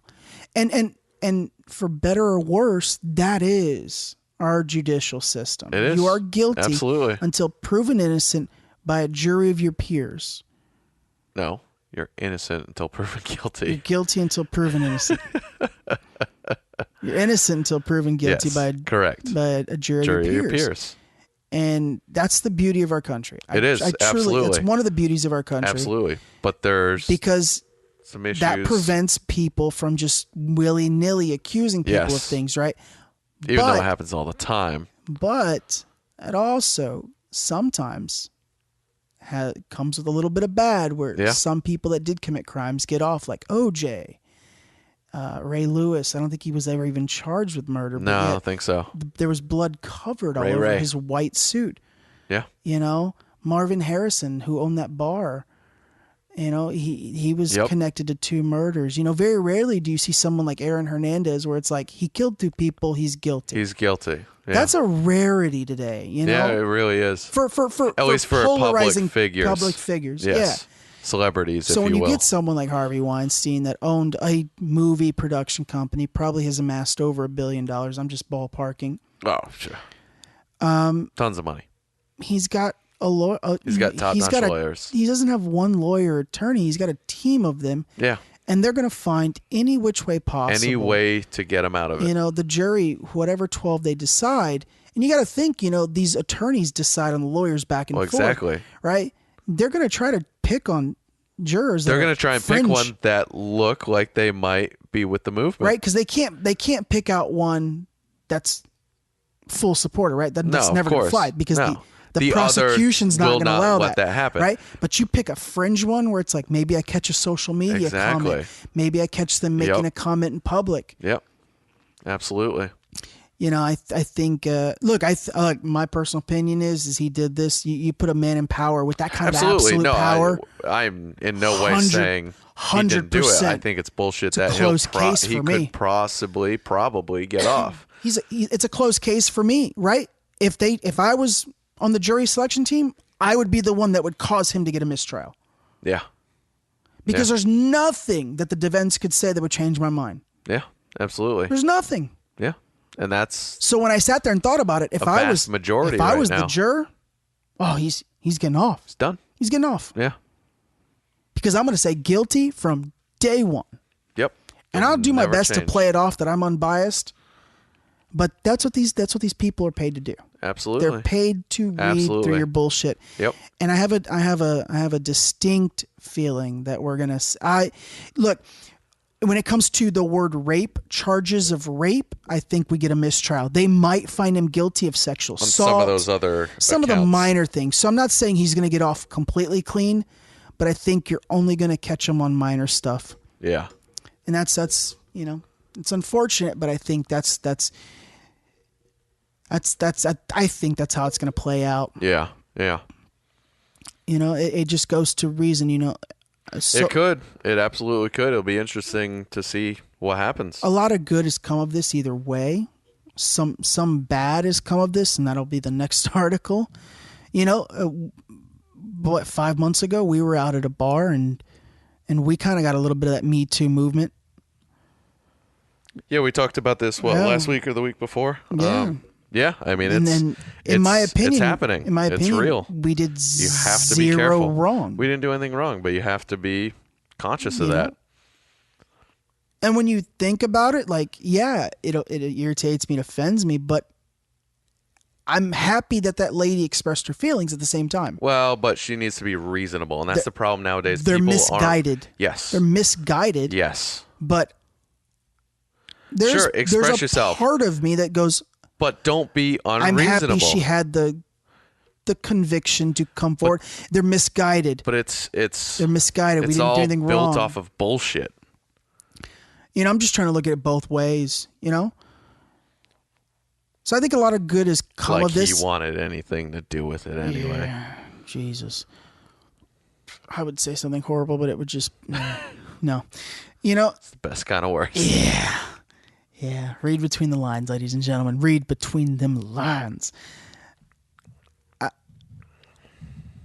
I think, you know, a lot of bad's going to come with this movement, but a lot of good's going to come. It's going to give women... absolutely. It's going to give more women the freedom. Well, it gives them...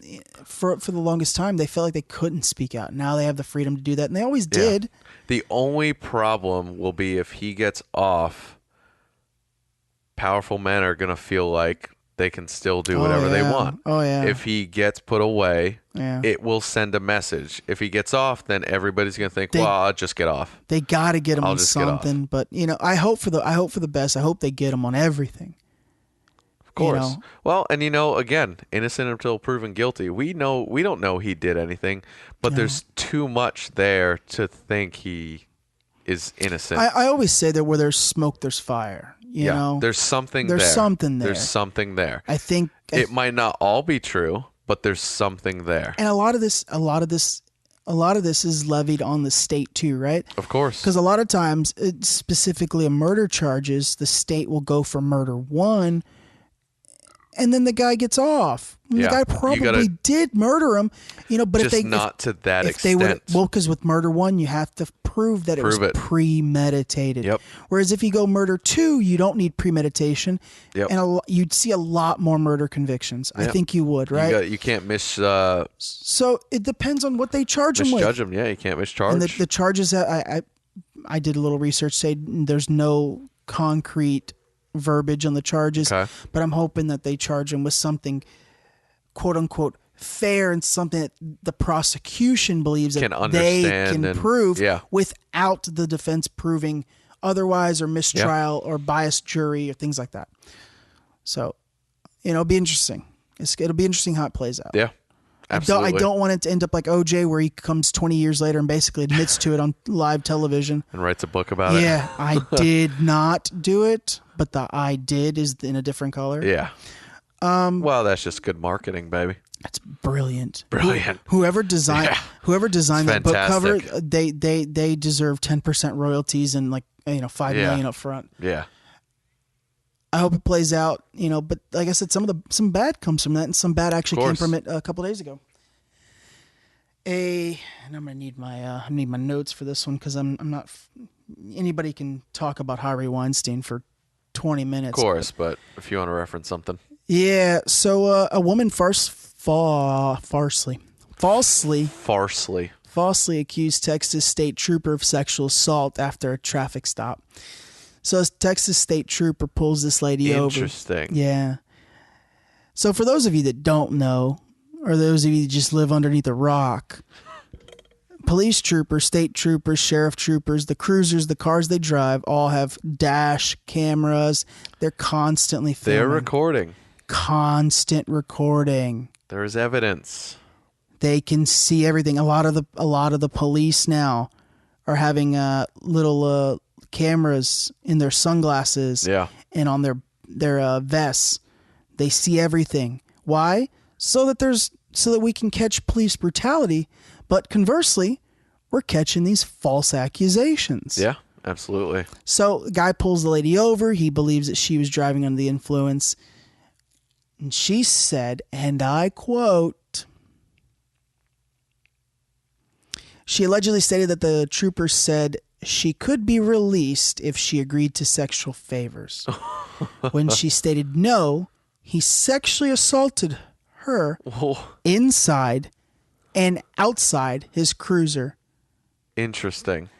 Right?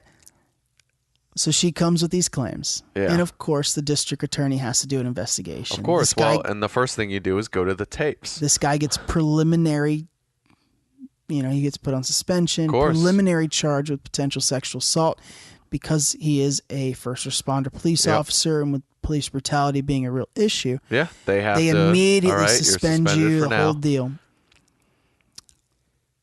They go and watch the dashboard cam. Yeah. Guy does nothing wrong. Nothing.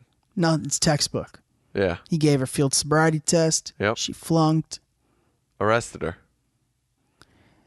Her attorney originally came out and said, we're going to prosecute this all the way through. Yeah. And then once, I guess, he was able to see the dashboard cam and realized that there's nothing to go on. His person was lying. Yeah. He apologized for amplifying the claims. They're still working on whether or not. See, and that's part of the problem there. You know what? You're crying wolf. You're crying wolf. Crying wolf. Listen, you don't want things like this to happen. Quit saying they're happening when they're not. And I'm not giving anybody a reason to do it, but it goes both ways.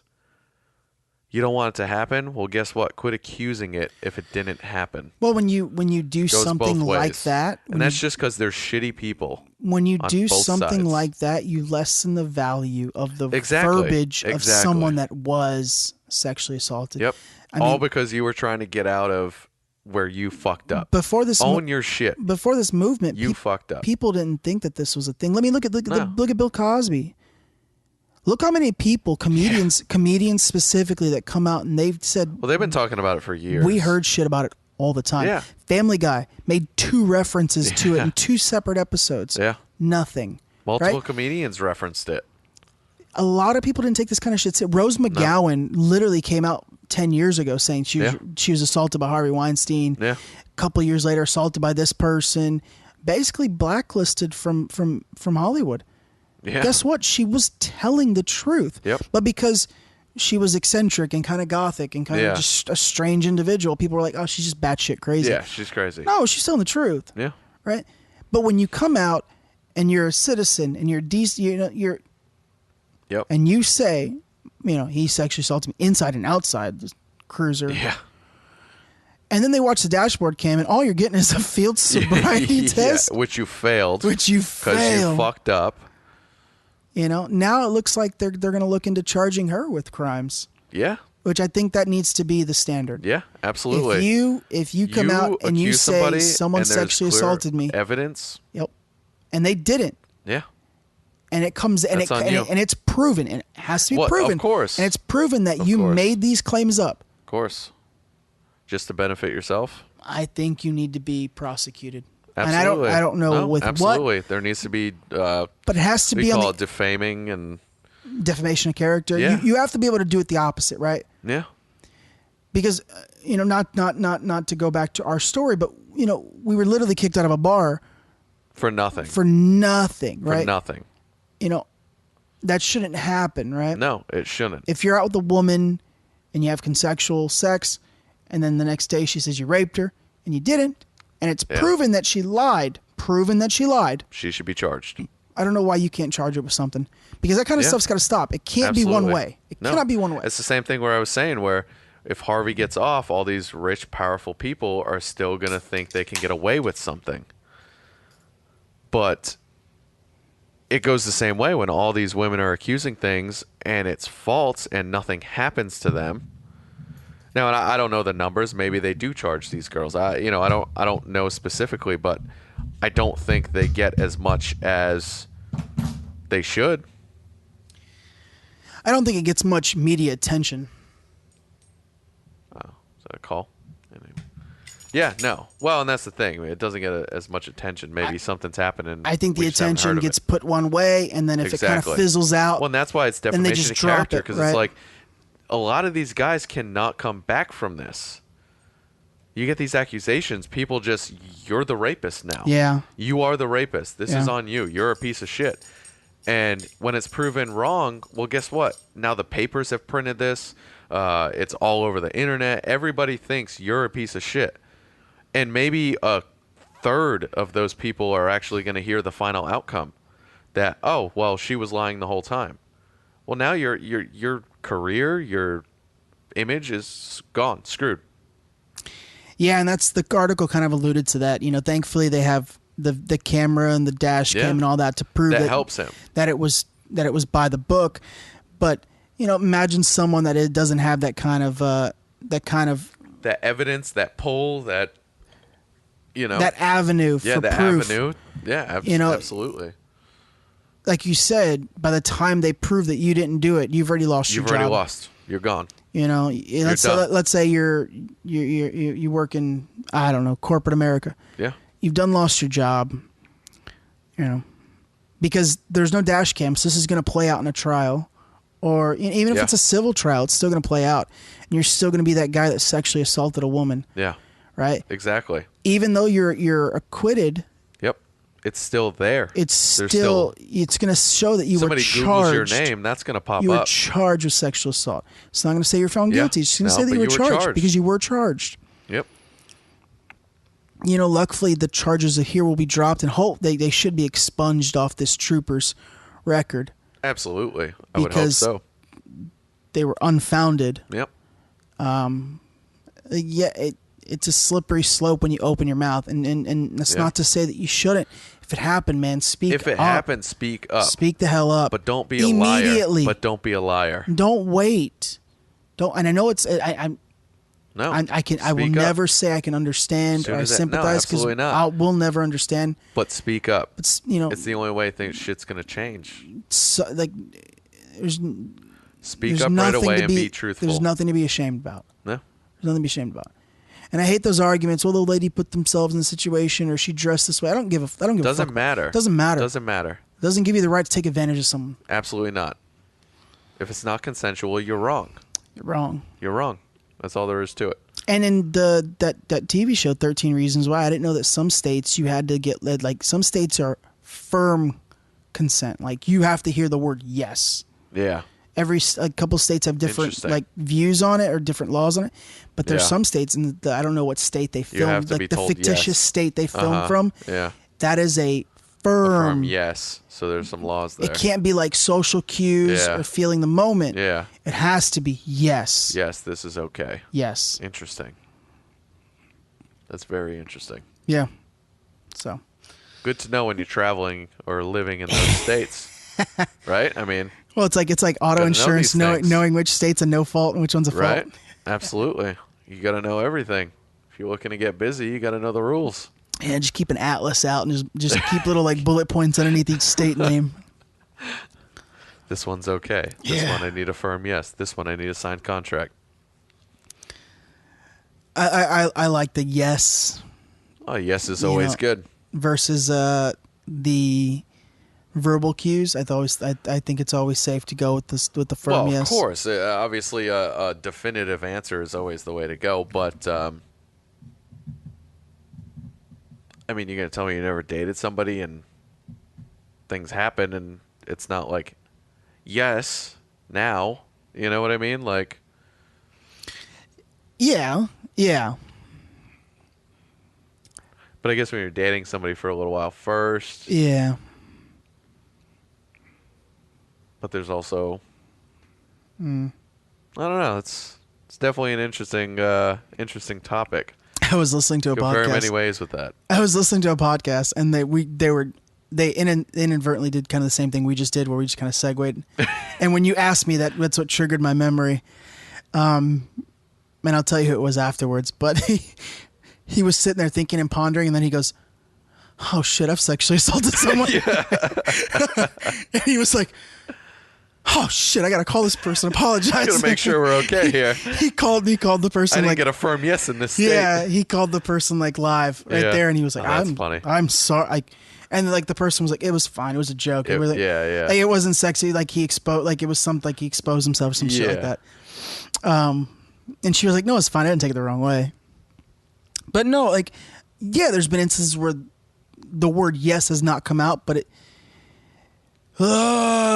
slippery slope. Depends on what state you're in. Slippery slope. Depends on what state you're in. It's like, well, because it's like you're almost saying, well, I knew she wanted it. How do you know, right? And now I'm thinking to myself, egomaniac, right? And now I'm like in this warp hole in my brain. But if there was I'm 100. If there wasn't a no, I'm 100% sure I've never sexually assaulted. No, me too. But I'm 100% sure. I could. But you know what I mean. I could confirm this. I could confirm this hard. But then that's the thing too. Is like kids in them states. Do they know that rule? Do they get a firm? Like, I mean, I guess fuck. I've never been one. I guess if I was a father in one of those states, I would have to know and make sure it's presented. I've never been one to just meet someone and hook up with them. Yeah. So that's not the like reason. A one-night yeah, that's the reason person. why I can confidently say yes. Yeah. But if I was, happened. we know someone that's okay with those things, and I know a couple people that are okay with meeting someone in one day and hooking up with them. Yeah. It's a different thought process because you don't know them. It really is. How do you? Yeah. How do you really know? How do you know? How do you really know? I've never been in the situation. How do you know what so the next day is going to be like? I don't know. Interesting. Yeah. Yeah, you got me in a mind warp right now. Jesus. Decent. Yeah, that's the one thing. Like I'm not a great purse, but It's not a good statement to say right now. Yeah, no, yeah, but no, I in that category, I think I'm a pretty good person. You're doing all right. Yeah, doing all right in that category. Yeah, we're gonna not sexually assaulting people on the reg. Yeah. So it's going to be called, the name of the podcast is going to be Me 3 with special guest Kanye West every week. I like this. Well, but hey, we have touched on him a few times, haven't we? Yeah, so let's keep the trend alive. Sexual assault, Kanye West. Yeah. That's going to be like when you select like the keyword descriptions of your podcast. We got to tag. It's just going to be Kanye West sexual assault. Yeah, we got to tag him. Yep. We just made an agreement. If the moment we hit 1,000 views combined, didn't matter. Regardless of the platform, we're buying those. We're just going to go full in on some very nice studio mics. If we put Kanye West sexual assault mics, we might hit. We might be getting those mics next week. We might actually be getting them next week. So Kanye West this week made another egregious error. But you know what? The thing with me is, before you even get into whatever this is, which you mentioned to me, so I know what you're getting into, but just on a whole, he's a smart businessman. Oh, brilliant. He makes a fuss to get people to buy his shit. Oh, people are going to buy this album just based on what he did. Based on what he did. Oh, just 100%. Based on the media blowing it up. Oh, I read an article about it today. That's it. Exactly. He wins. He wins. Doesn't matter. It wasn't like I had to go searching for this article. It was on the front right page. So what is it? He wins.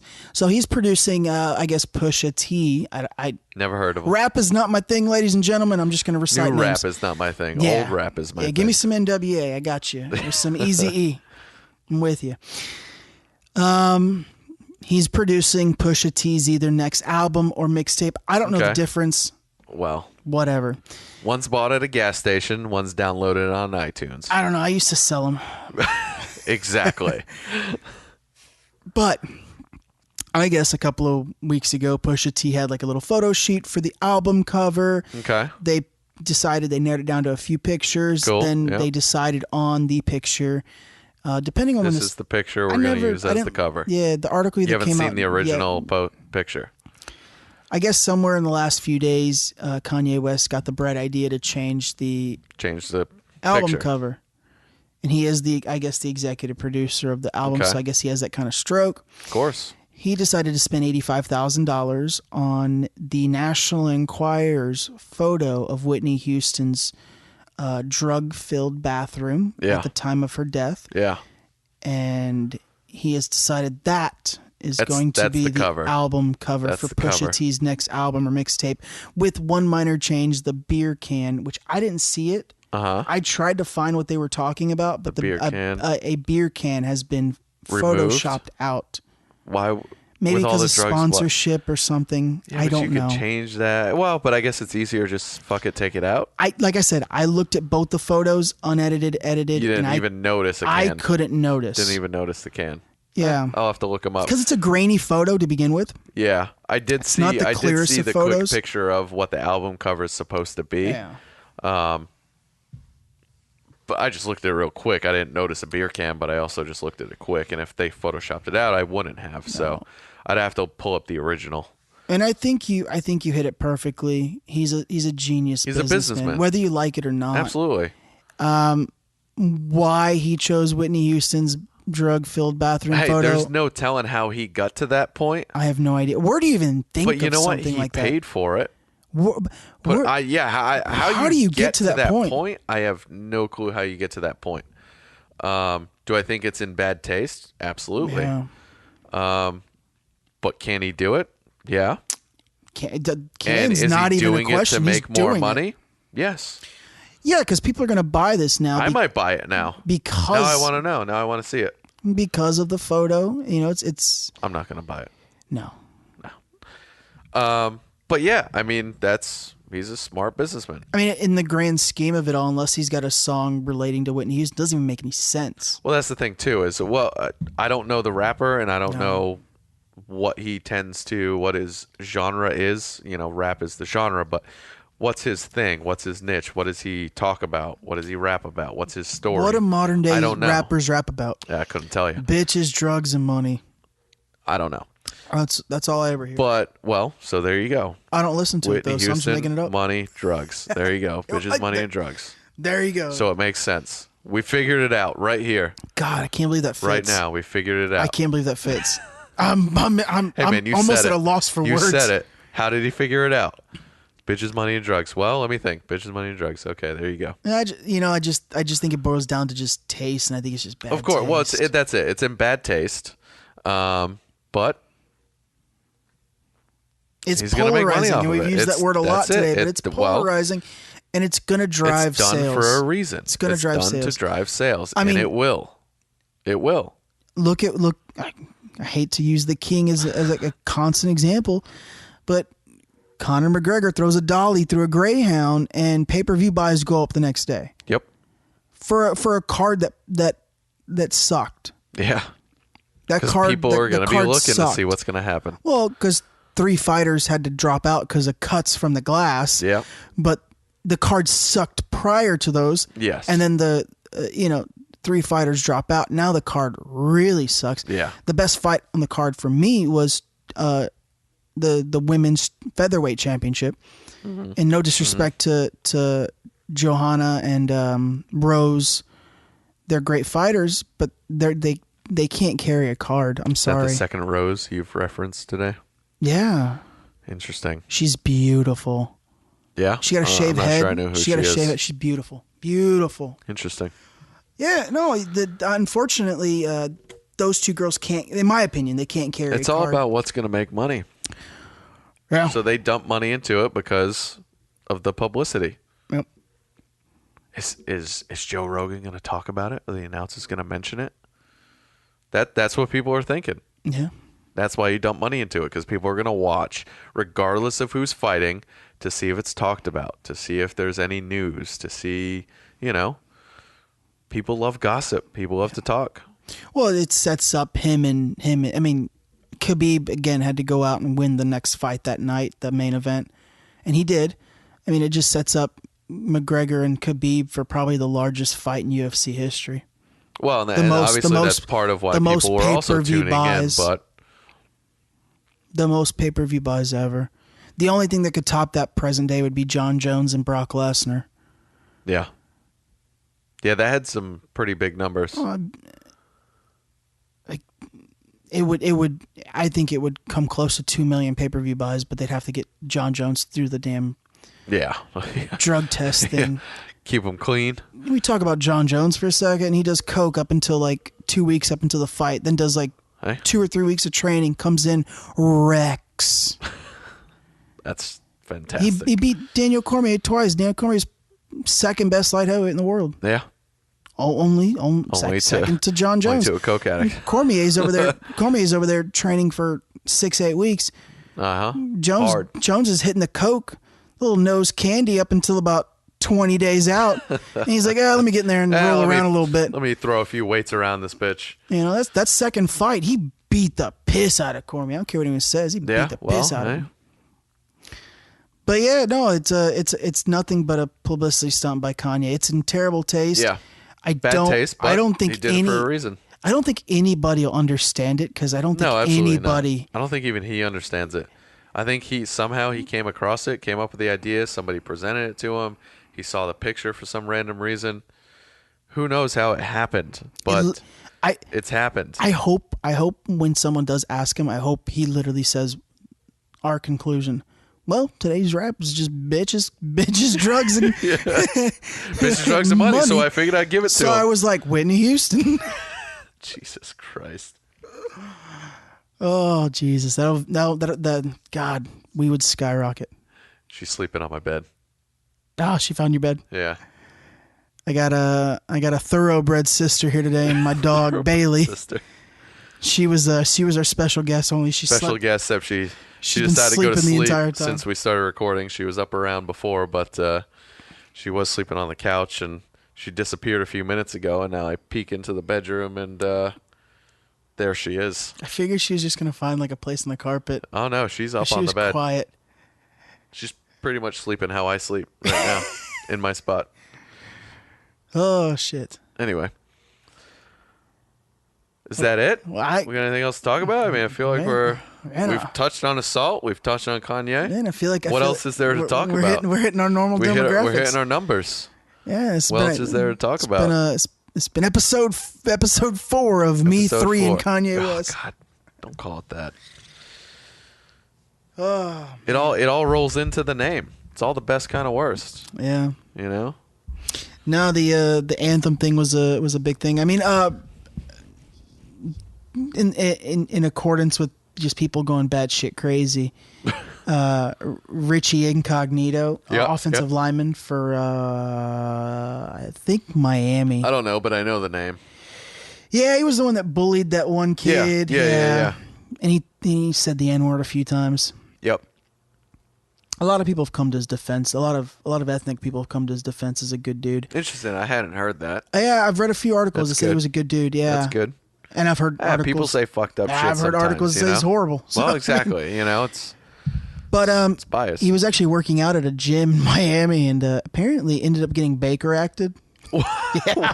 Yeah. Jesus. Yeah. He apparently believed that, I don't know, he got in an argument with someone there, some shit like that, and it segued to him thinking the feds were out to get him. Oh, so the police showed up, and they essentially just Baker acted him, and he was on an involuntary Baker Act, which means he has to spend 3 days in a psychiatric ward minimum. Well, you know, drugs are bad. So, I mean, this is the same. I think about a week ago, he also stated that he wants to make an NFL comeback after retiring. This was after about 2 months ago. He said that he was retiring because he was in kidney failure and liver failure from all of the exercise and the stress. I gotta retire. Yeah, so he retires 2 months ago due to his quote unquote kidneys and liver failing, and he was battling confusion. He was, I think he was real close to coming out with like, oh, I have CTE. To 2 months later, wanting to get reinstated and sign with the team to get Baker acted. That's a hell of a 2 months. That's a turn. That's a turn. That's a roller coaster. Yeah. I just hope he finds the help he needs. Yeah. Hey. He obviously needs some help. So him and Kanye can share a hang out suite together somewhere. Yeah. What else happened in the world today? Well, I mean, in the world of the best kind of worst, we went out today and got a little microphone upgrade. Yeah, we talked about if we hit some viewers, subscribers, whatever, we're gonna upgrade to some newer, better mics. But we did just buy a newer, better mic today. Yeah. It's a fraction of the cost of the ones we're referring to. It's a quarter of the cost. Yeah, essentially, it's going to set us back. But we're happy MacBook with it so dollars. Far. Yeah, it's going to set us back a MacBook Pro or two. But hopefully, I sound pretty good today. You got the new mic today. Using the new one. I've still got one of the older ones, but that'll be changed next week. We'll be upgraded fully for both of us. Shout out to Sam Ash. Helping us out today. Absolutely, and got a little discount. And our boy TP. I don't know that we want to throw his full name out, but I couldn't believe about his name. I wish I could. Worker there. I'm not gonna. We won't do it. Sam Ash actually hooked us up pretty good. Gave us a sale discount. Basically, just told us to take this thing home. Just pay for it in store. Basically, if you don't like it, bring it back. I'm not going to charge you a restocking fee. Oh, and by the way, I'll take $10 off the price. Yeah. And if you need anything else, just let me know, and I'll give you another discount. So it's pretty nice. Depending on how this bad boy sounds, we did a few little testies. The preliminary test sounds good, and I've been monitoring this whole time, and you're sounding pretty solid. So I'll probably get 2 of these. You had that one peak, but I think we're okay yelling. there. Yeah. You got a little hot and heavy, a little full hard. We'll probably get another one of these this weekend. Yeah, so that'll happen. Episode 5 should be we should get a nice bold free and clear for both of us. Yeah. I think then we're gonna be we might need to get real into the sexual assault because we're gonna be. I'm not gonna lie to you, but your voice with a little bit of bold, a little sensual, whoo, getting sensual next week. Oli's gonna be taking the pants off of women, verbally. Jesus Christ, getting sensual next week with these new mics. So yeah, I mean, I think a little upgrade. I was going somewhere with that upgrade. Then we just upgrade's nice. Yeah, we're definitely gonna. I was definitely going somewhere. We got the Instagram running today. Instagram's up and moving. Fine. I mean, we've had it, but we finally started trying to get some traction on it. So figure out how to use that kind promote. of worst at best kind of worst. Best kind of worst. Yep. And hit us up. Give us a follow. We'll post some clips of our studio here in our 317 studio. Yeah. Yeah, I swear to God, I was going somewhere with this. Well, we'll never know, I guess. This is the beauty of this podcast. Is just I'm an idiot. Step one, be prepared. Not that. Oh man, the intro looks so good. I we can't already talk talked enough. about that. No, I just when I think about it, I played it today when I woke up this morning just to get a quick feel for it, quick listen. I think we just need to cut it down and finalize it, and we're good, and we can start getting these motherfuckers posted. Definitely gotta start getting it posted, get it moving, and be good. Man, I was really going somewhere. You were blown right now. You don't know what's happening. Fuck. Well, what better way to end it than on confusion? Yeah. Till next week. All right. Nothing? Still no? Okay. I'm deep in thought, man. I'm gonna think about this until tomorrow. Are we done? Yeah. Cancel it.